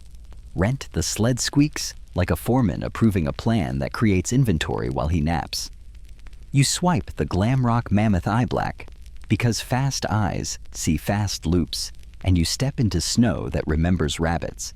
First, you read the runs tunnels pressed through drift, like cursive exits under juniper skirts, brown pellets signing the guest book. You kneel and lay 2 finger-width snares of twisted sinew across a nicked-down corridor anchor lines to springy wands and brush a feather of twig into the opening so a hare's whiskers lower its head just so. You build low wings of brush to funnel politely. No walls, just suggestions. Quirky tidbit, you rub the snares with the cold smoke from last night's trench to blunt the human smell. It also gives everything a faint, respectable barbecue mood. Joke 1, you whisper that you're opening a pop-up restaurant called Loops and Green's soft launch today, invite only. The snow pretends not to laugh. Where the run forks, you carve a quick figure 4 deadfall 3 sticks with precise notches, a flat rock poised like patience. You bait with a sliver of burbot liver, thank you. Winter intern from section 5, and dust the top with ash so it looks as boring as the rest of the ground. Mainstream fact ethnographic accounts across the north describe figure 4 deadfalls and spring pole snares as small game workhorses. The archaeology is shy because wood rots, but the cut-marked hair bones and concentrations of small mammal remains in late glacial and Mesolithic sites whisper the same lesson. Traps turn minutes into meals. You leave a subtle twig code 2 crossed 1 leaning to say check at dusk in your camp's trail alphabet.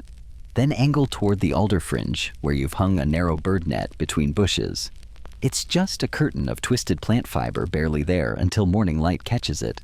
You sprinkle chaff and a few crushed hazelnuts in a faint line. Birds hop, flutter, tangle, and dinner politely volunteers if you arrive soon enough.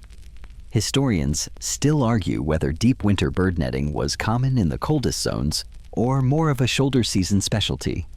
But at lakeside camps like Ohalo 2, impressions of cords and net weights suggest that by 23,000 years ago, people were weaving the wind to their advantage. Speaking of wind, you plant 2 hush sticks, slender wands with a line of knots at either end of the net.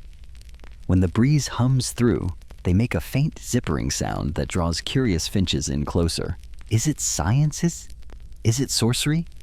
It's a hack that costs a twig and occasionally pays a portion. You check a set of tiny nooses on a ptarmigan trail. Next loops, just above snow, baited with a sprig of willow buds. One has sprung. The bird lies still winter white and perfect. You thank it, pluck a few soft feathers into your mitten seam for future warmth, and reset the rig with clean hands. Foxes love your work almost as much as you do, so you add a decoy, a ring of angelica stem, your doorbell from section 8, and a tuft of wolf hair saved from a found trail rub. The message is busy. Neighborhood, move along. Maybe it works, maybe it's theater. The lamp would raise an eyebrow if it had one. By the creek, you rig a spring pole snare for mink along a log the color of last year. A supple sapling bends. Your trigger waits like a held breath. The loop floats feather light where a small head will pass. You anchor with a root you trust, then rub your mitts with spruce to keep your biography off the bark.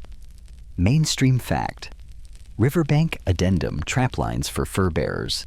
Marten mink fox are a cornerstone of subarctic lifeways in later millennia. The principles, scent masking, funneling spring tension, are old enough that your knuckles know them without history lessons. Tools sharpen the whole picture.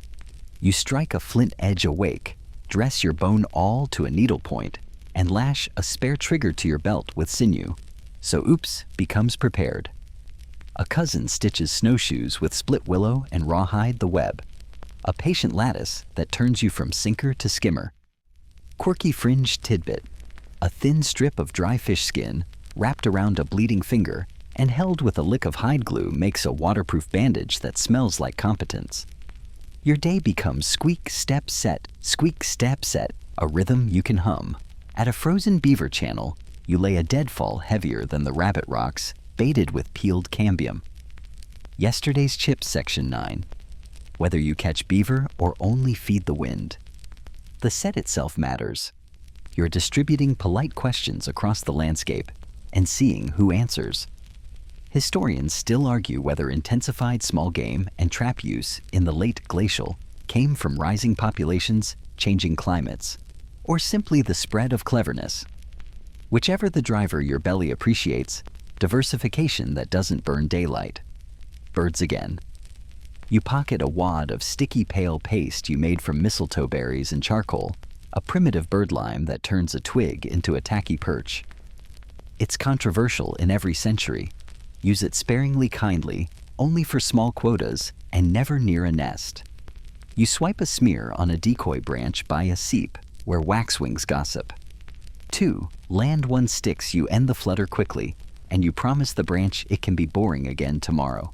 Now the hacks that feel like magic because they're just physics in a fur coat. You cut a slit in a scrap of bone and tie it across your eyes, snow goggles leaving only a narrow horizon for light. Sun on snow becomes tolerable headaches, shrink, and you look like the world's sleepiest owl. Inuit and other Arctic peoples refined this idea into beautiful goggles of bone and ivory.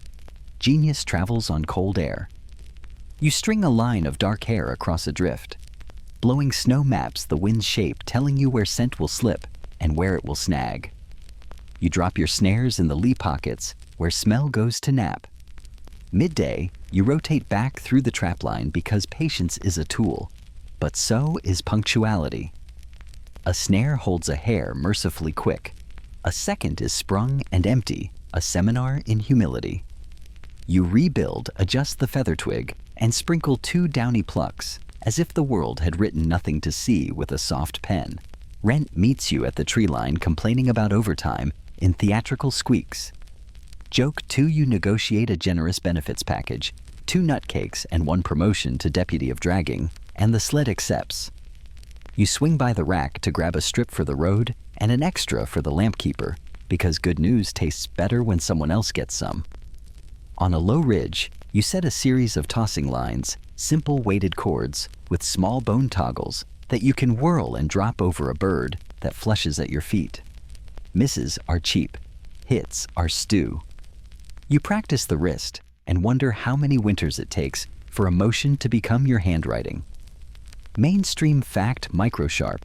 In the late Upper Paleolithic and Mesolithic, people snapped tiny flint microliths into slotted bone or antler points to make light arrows that sang through brush and could be repaired in minutes. Small game tools as modular as your modern phone apps minus the updates. You run a thumb along your own slotted point firm in its glue and sinew and feel a line back to hands that solve the same problems with the same materials and the same stakes.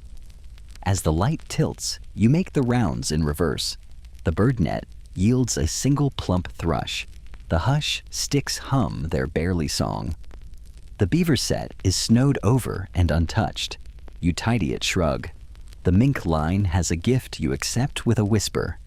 You tuck each into a hide bag dust with ash and point your boots toward stew. Back at camp, the lamp preens union rules say lamps receive the first respectful blink, and you unload the day onto willow trays. Processing is muscle memory now. Hair skinned with 2 neat sleeves, pelt stretched on a frame, thrush plucked gizzard emptied and rinsed. Mink dressed with quiet care fat, set aside for a lamp that likes a new perfume. The rib spoon taps the pot like a conductor clearing throats. Joke 3, you appoint yourself Minister of Unexpected Snacks and award a metal pine cone prestigious. Portions still follow the heartbeat order, and the stew hare a slip of bird. A confidence of grease, a confetti of wild onion finds its slow punctuation again. You tell the trapline small dramas while the circle adds their own, a snowshoe repair that learned to behave. A sawn slot in a dart shaft that held a microlith. Like it meant it. A net that caught nothing but taught everything. You breathe fat, soft air, rub a windbreak kiss of grease on your cheeks, and set the rib spoon where morning fingers will find it. Rent leans against the wall like a deputy who earned a nap. Outside the runs write fresh cursive. Inside, the lamp's halo writes calm over every hand, every tool, every trick that turns scarcity into supper. The morning starts with a cough you can feel in your ribs and a pot you can fix it with. You ease the rib spoon from its place, where morning fingers always find it, and hold it like a wand that happens to taste good. Tonight's dinner is also medicine. The line between the two blurs in winter until steam itself feels like a prescription. The lamp lifts its little flame supervisory as ever. Rent demoted yesterday to deputy of dragging pretends not to listen, but absolutely listens. First, you raid the green that never sleeps. Spruce tips are dreaming under snow, but their needles stay honest even now. You pinch off a handful of fresh bright ends, the kind that snap with a citrusy breath, and drop them in a rawhide hoop filled with snowmelt. Fist-hot stones hiss water rolls, and an evergreen fog floats up that smells like somebody cleaned the air. Mainstream fact conifer needle infusions carry vitamin C and aromatic compounds. In cold places, tree teas helped fend off the long, quiet slide of scurvy when fresh plants hid. You sip. It's sharp, almost lemony, the kind of wake-up that also tells your lungs they're invited to breathe deeper. You tie a ribbon of fat to the spoon and let it melt into the green. Medicine works better when it can hitchhike on calories. A cousin drops in shaved marrow from yesterday's bones, tiny suns that bloom into the broth. It's like giving the tea a coat, she says, and you nod because you can feel your insides putting on layers. Joke 1, you propose bottling it, as Spruce Goose guaranteed to make you honk less. The lamp pretends not to smile. Next, the willow strip. You shave bark from a young branch, careful as sewing, and set it to simmer in a separate skin pot. The taste is bitter in a way that says business. Mainstream fact with kitchen manners: willow bark contains salicin, a precursor to what would become aspirin. Long before labs, people brewed bark to ease pain and fever. You don't frame it like a miracle, more like a neighbor who helps you move the couch. You ladle a little into the main pot, so medicine travels by stew, not lecture. You pull out the basket of dried things that live on the shelf like letters from other seasons. Yarrow heads crushed and clean, a twist of dried mint, a palm of juniper berries that smell like clear weather, a thread of angelica root you hung to dry back when the river still argued with the sun. You add a pinch of yarrow for heat and help mint for breath, juniper sparingly for digestion. Quirky tidbit: you tuck a single smoldering juniper twig in the fire to clear the cave's nose. Call it medieval incense with better ventilation, and immediately everyone sits up straighter, as if their sinuses just got promoted. Historians still argue whether camps like yours designated one person as a winter healer, or whether the recipes lived in everyone's pockets. Knowledge braided into grandmothers, hunters, and kids who watched carefully. You've got evidence for both the elder who hoards plant names like treasure and the way the whole circle knows how long willow should simmer before it stops being a dare. You call the elder over and let her nose decide how much bitter becomes useful. She nods once and the ladle agrees. A cough rattles through the cave. You answer with steam. You throw in a handful of frozen cranberries picked before the first hard lock of ice and tucked in snow like jewels in a cold purse. They pop and tint the broth, the faintest blush, a shy fruit note under the spruce. You remember rose hips strung like beads on a branch back in late fall. 2 live still at the rim of your basket, wrinkled and potent. In they go, seeds scooped aside for next spring's hope. The pot hums like a throat soothed with honey that remembered how to be a tree. Bone speaks medicine again.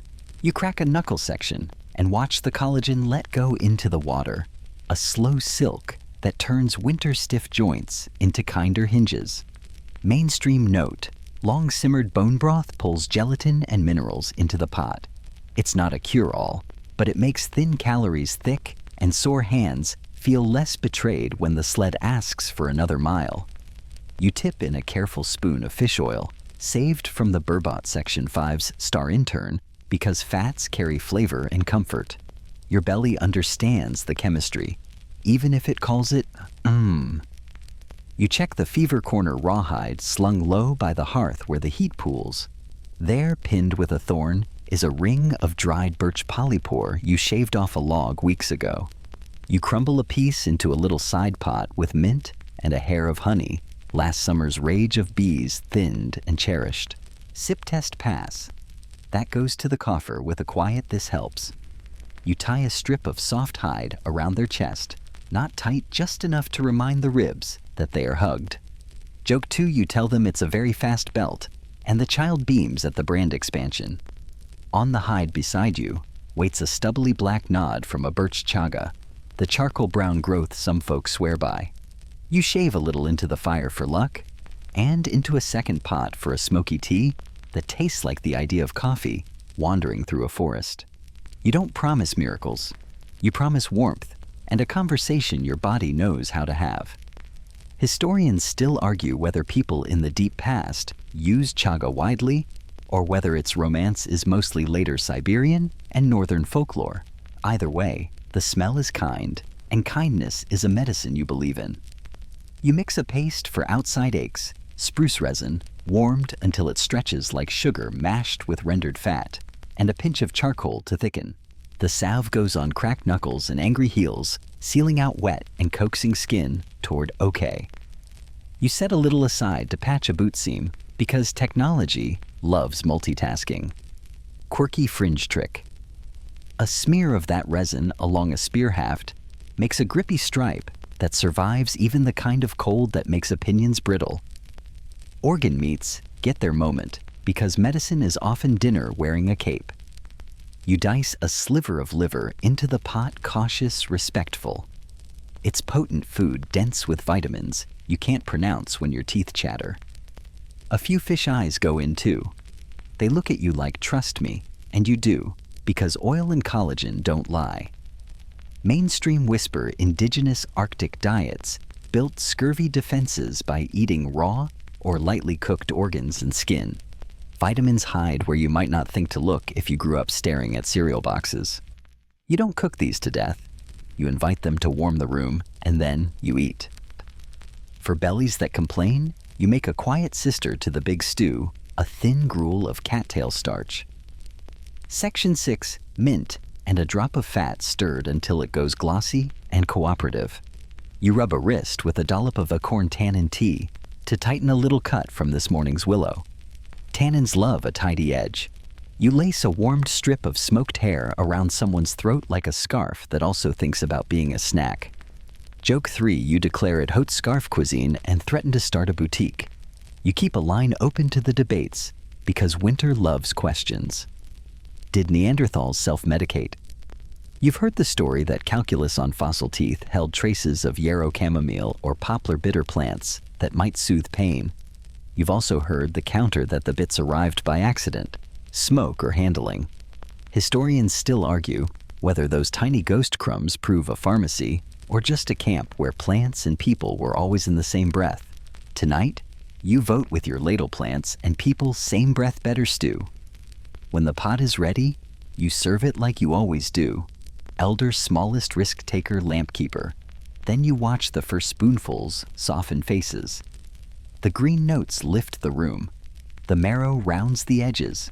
The bitter willow stays in the background, a bass line that makes the song fuller. You wrap a hot stone in hide and slide it under the coffer's feet. Tuck a resin salve rag around a wrist and trade a nut cake to the lamp keeper for an extra wick trim. The lamp glows like a compliment. You finish with a steam tent, a hide draped over 2 shoulders, a bowl of spruce mint set under it, and deep breaths counted like beads. When the hide lifts, cheeks are pink eyes wet, and the cough's edge is sanded down to something manageable. You scrawl a note in charcoal. On the wall spruce, plus marrow, plus mint, plus willow. 2 stones hot. 1 joke medium.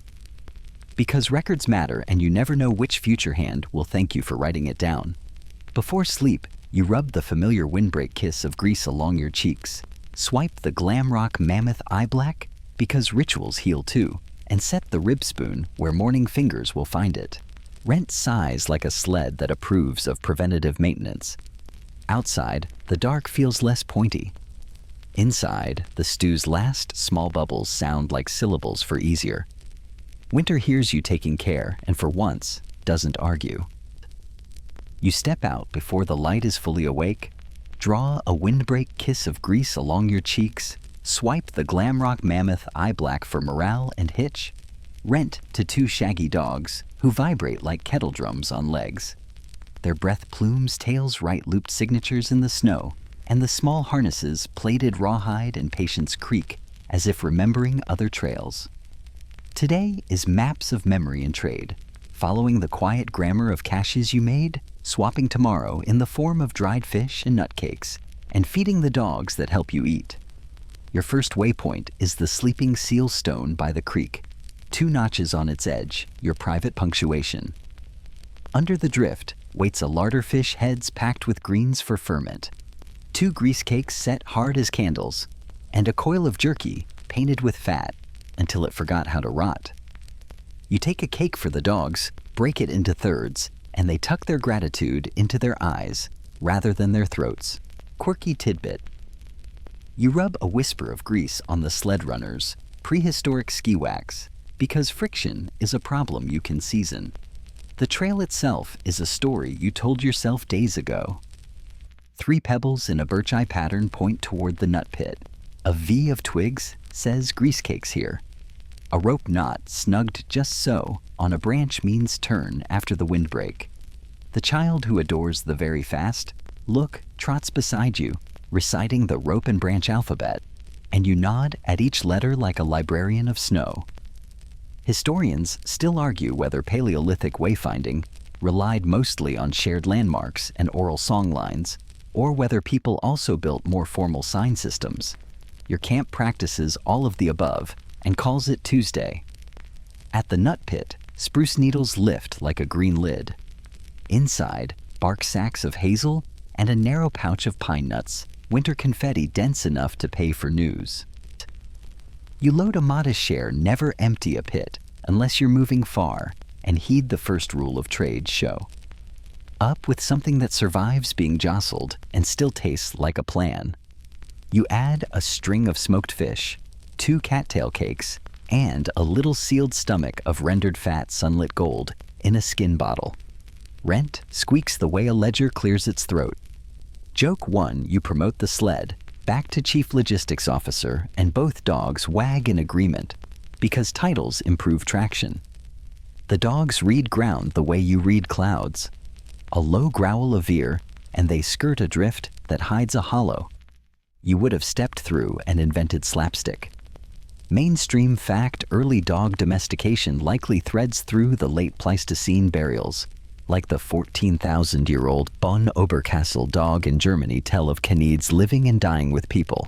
Some even older canid remains at sites such as Przedmosti in Moravia spark debate about whether they were true dogs or well-behaved wolves.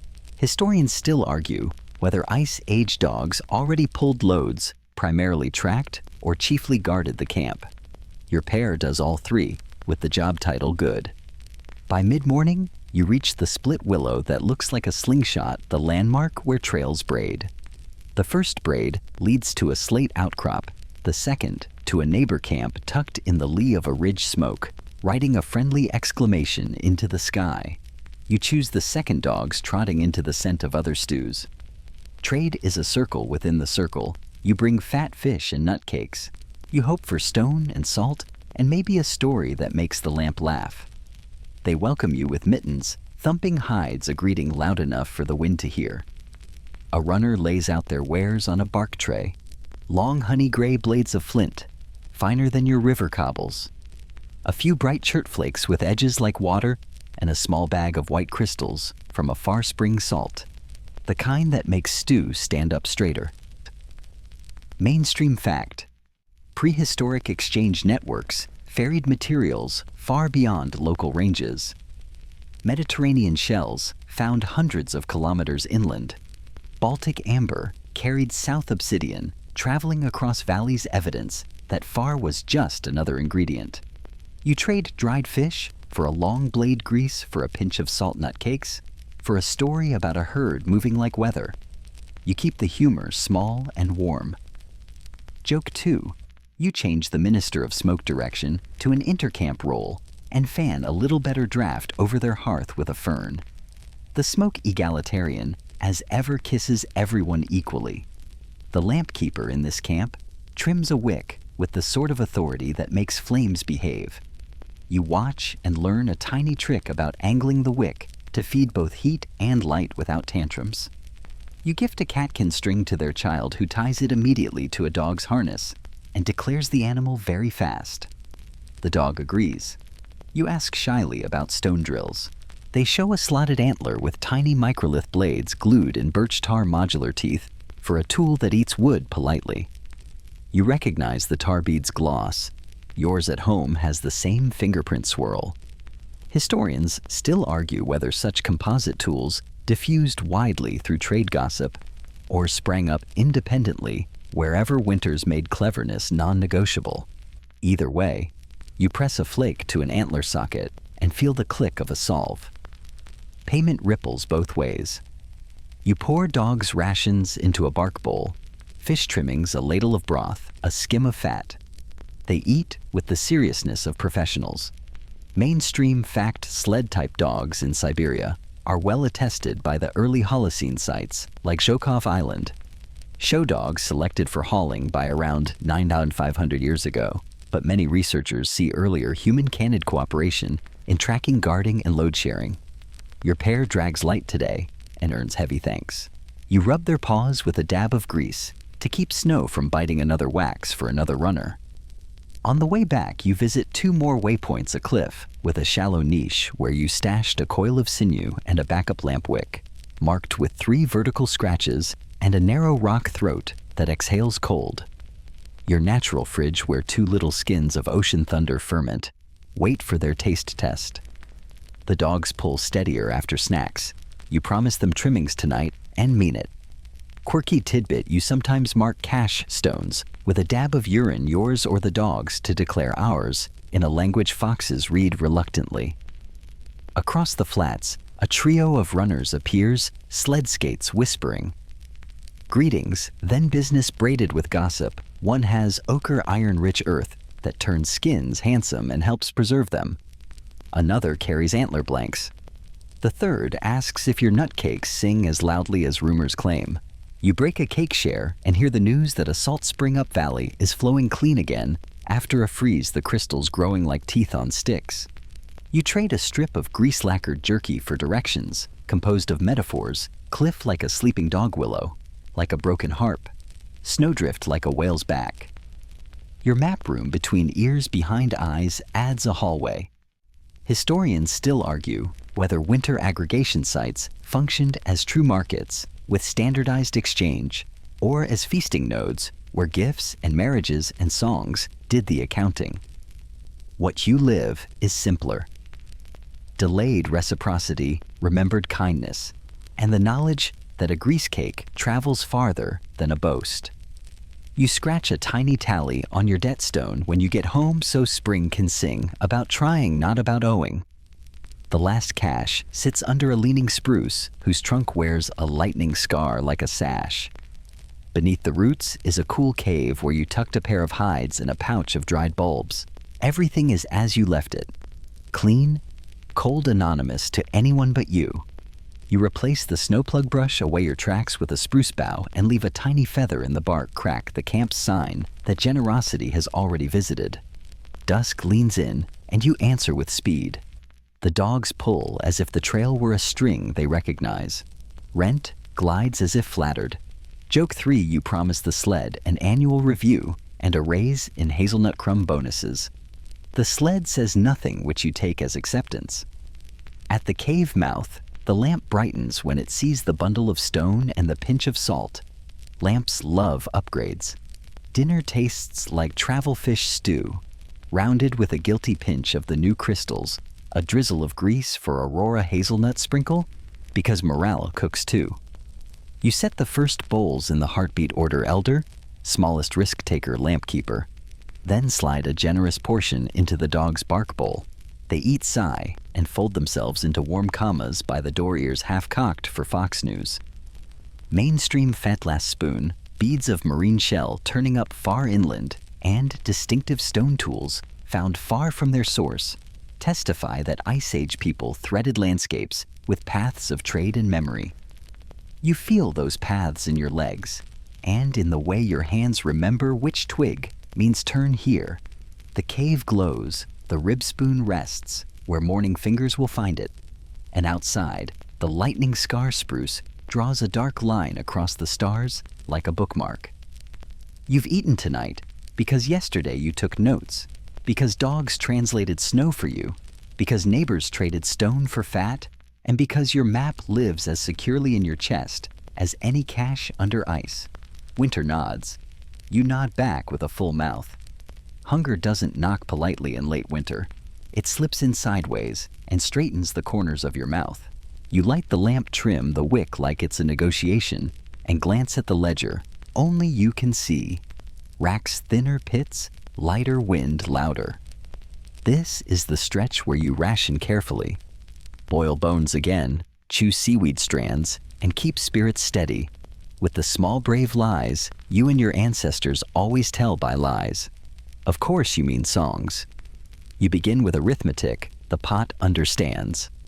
Bones go back in, not the handsome long ones you cracked already, but the splinters, the honeycomb ends, the little shards with stories under the soot. You crush them with a round stone until they give up the pose and become gravel, then dust. Into a hide pot, snow on top, fist-hot rocks, and a patience that knows exactly how long marrow ghosts take to dissolve. The surface clouds, then clears, then ghosts again. You skim thin gleam, still precious. Mainstream fact at Upper Paleolithic camps from Spain to Siberia. Archaeologists find fields of fire-cracked rock and bone fragments pulverized to the texture of resolve. Evidence of intensive grease rendering when times asked hard questions. You answer with a rib spoon that keeps saying again. The stew shifts to survival grammar.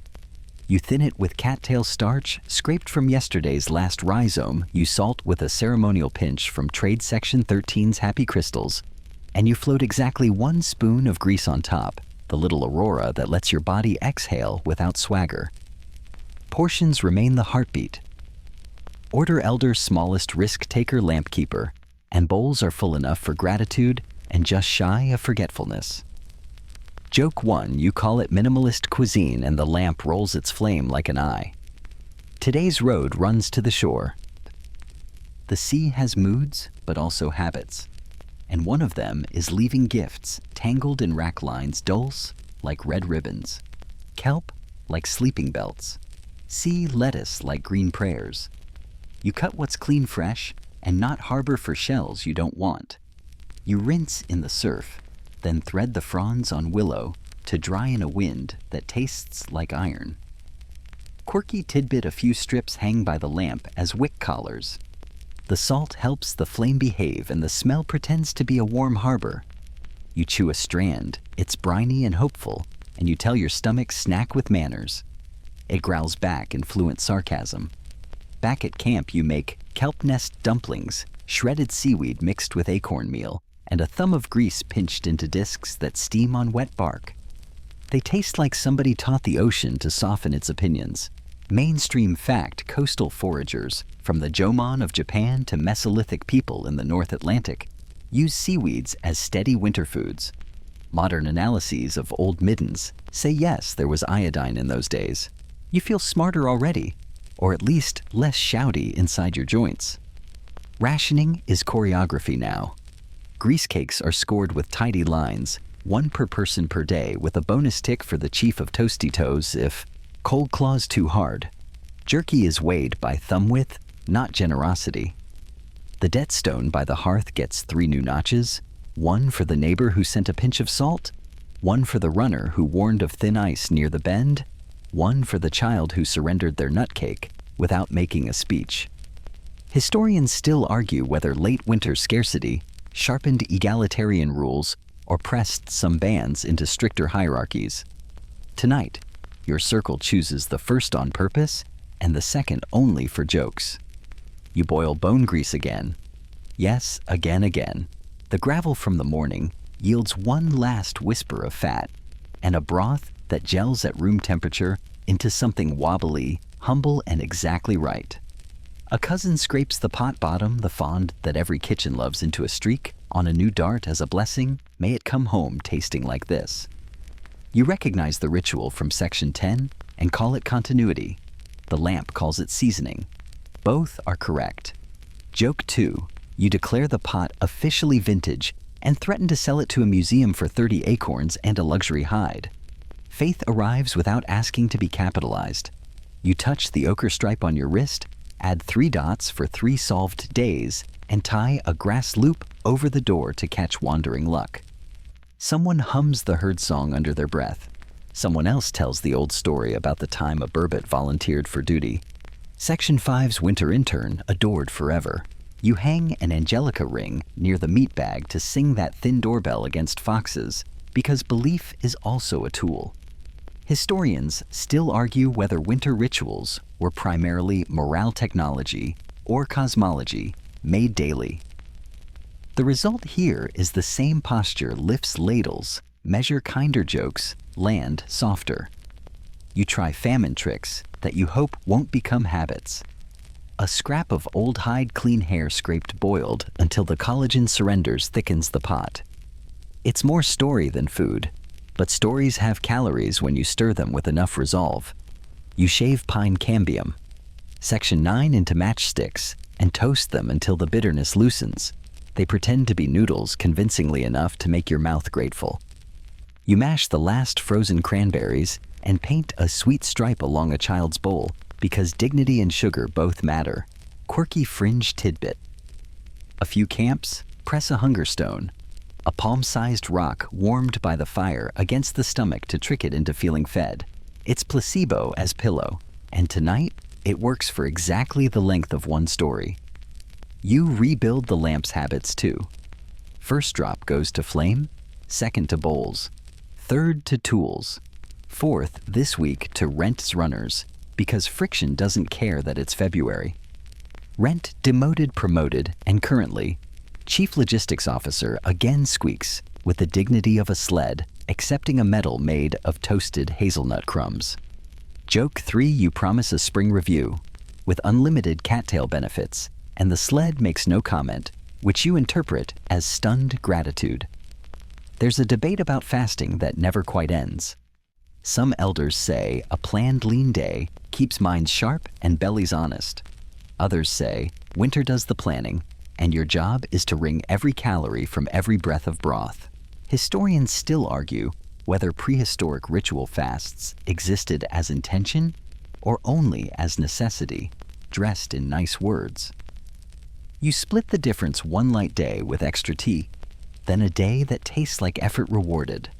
The rib spoon keeps the schedule, and who are you to argue with a spoon that has tenure? At dusk, you return bones and ash to the stream with extra ceremony. The water takes the gray takes your thanks. You stack palms and breathe into them before opening them to the wind, a gesture that feels like giving your breath a place to stretch. The child with the knots ties a loop at your wrist for safe sleep. You read your little wall ledger spruce plus marrow plus mint plus willow. Worked section 12 nut pit at half grease stones low and write one more line. Hold fast. Dinner is simple and honest. Kelp dumplings afloat in bone-shiny broth, 3 tidbits of hair, 1 flirtation of hazelnut, and exactly enough fat to make the surface paint itself with the moons you've learned to trust. Elder smallest risk-taker lamp keeper.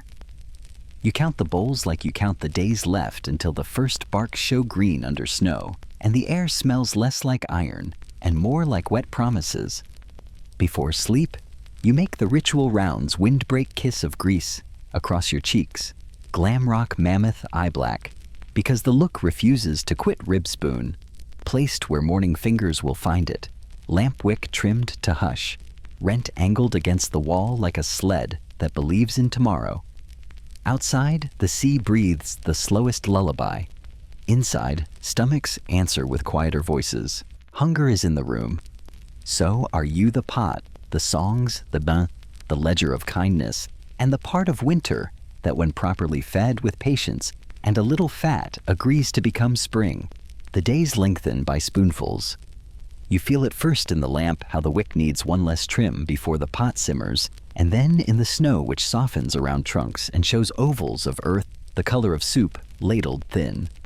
You count rations with the same steady hand, but the ledger in your chest loosens a notch.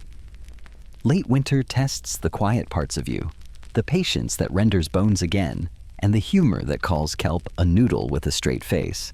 You shoulder rent, give the dogs their share of trimmings, and tell the lamp you'll be back before it sulks. Joke 1, you offer rent? Hazard pay in hazelnut crumbs. The sled accepts by squeaking in a key that says union. South slopes speak first.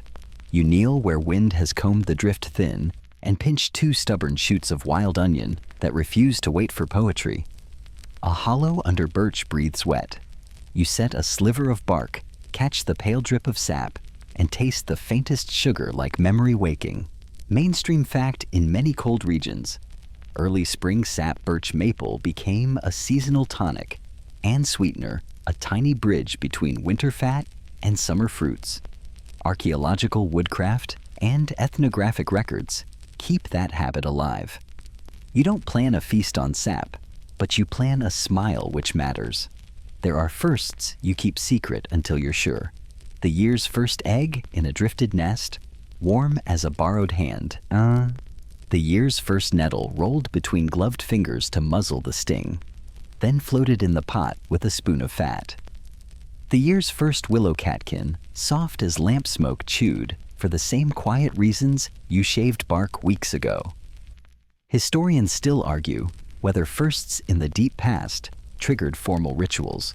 First fish, first egg, first herd sighting, or whether those ceremonies crystallized later. But your camp holds a small, consistent rule. The first bite is thanks, not hunger. You press again on the arithmetic pits. Check light, but not empty. Racks thin, but still humming. A single grease cake, left for each sleeping skin, scored in tidy quarters to stretch the last lean week.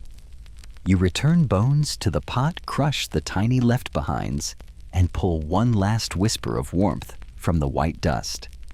The broth turns to silk, the way a promise turns to habit.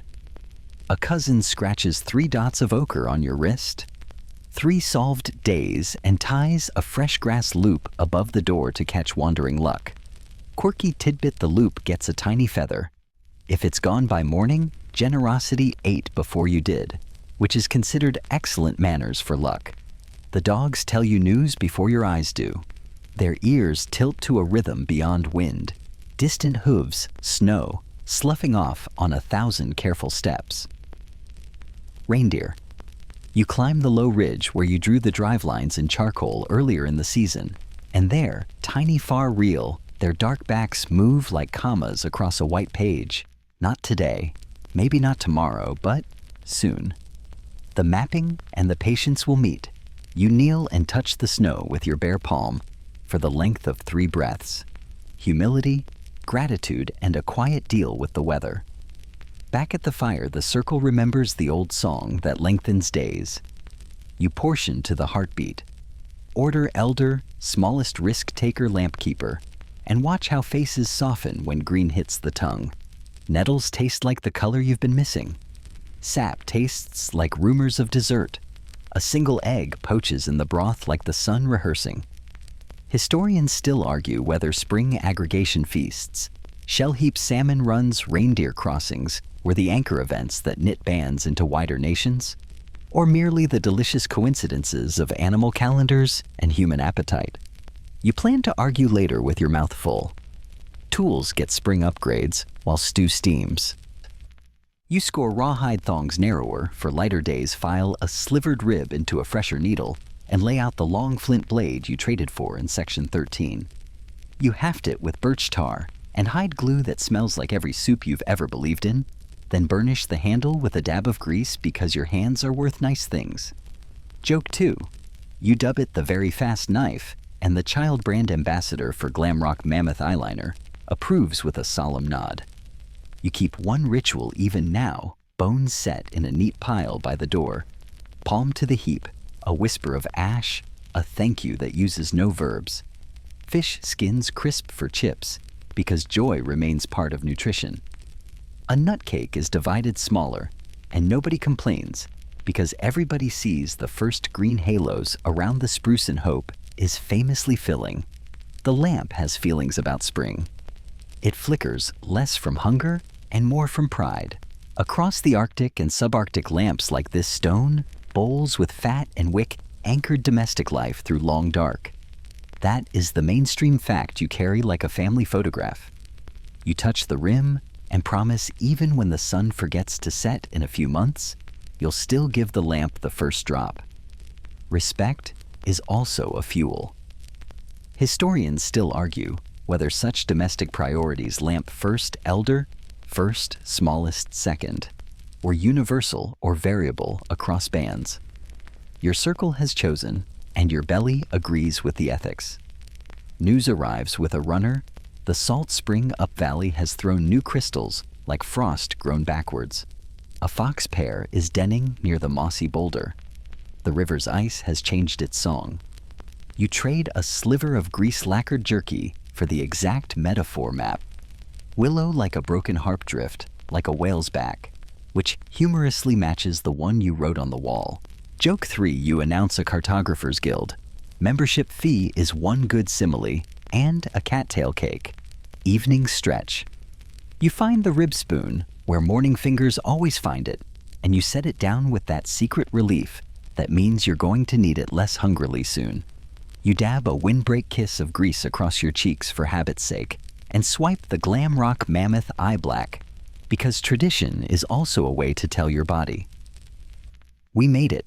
Rent leans with dignified fatigue, dogs snore in optimistic chords, and the cave smells like green melted into fat, like winter handing the room back to color. You write the last ledger of the cold season on the wall. Charcoal neat fat kept us fish, taught us roots, sweetened us nuts, steadied us. Smoke lengthened us, bone saved us. Maps and neighbors made us rich. You add a small deliberate line first shoots today. Then you bank the coals with less worry than last week. Cover the pot with its tallow skin and let your shoulders fall the way snow falls when the sun remembers how. So now the coals hush to a low red, and your breath matches them, easing longer in, slower out, until even the dogs decide to snooze through the credits. The cave holds the day like a warm bowl, cupped in two hands. Outside, the last hard stars soften. Inside, the lamp makes a halo that doesn't need to prove anything. You let your eyes slip half closed and picture the first green, small brave ordinary threaded into the broth bright as a gentle bell. You don't hurry it. You don't need to. The pot will remember what to do when morning touches it with a stick and a patient hand. Let the sounds grow far away, faint snowmelt ticking in the creases of rock, a single drop of sap counting to itself. Fur settling as a dog turns, once twice finds the perfect comma. Your hands which learned every winter trick stones and snares and the quiet math of fat can rest now. They earned that stillness. Your shoulders which have carried rent can lean back against the old wall and borrow its strength for a while. Even the lamp seems to yawn, a small contented rectangle of light sliding softer across the floor. If the mind tries to wander the trapline again, give it a shorter trail. One memory of steam lifting, one taste of nettle brightening the spoon, one ribbon of grease painting the surface like a tiny moonlit path. Follow that path only as far as the edge of sleep, where the air feels a degree warmer and the night agrees to keep watch. The first birds will speak soon enough. The first shoots will arrive on their own time. You can let the dark finish its work of turning cold into stories and hunger into gratitude. The spoon rests where morning fingers will find it. The lamp keeps the quiet sun. You drift with the fire's last whisper.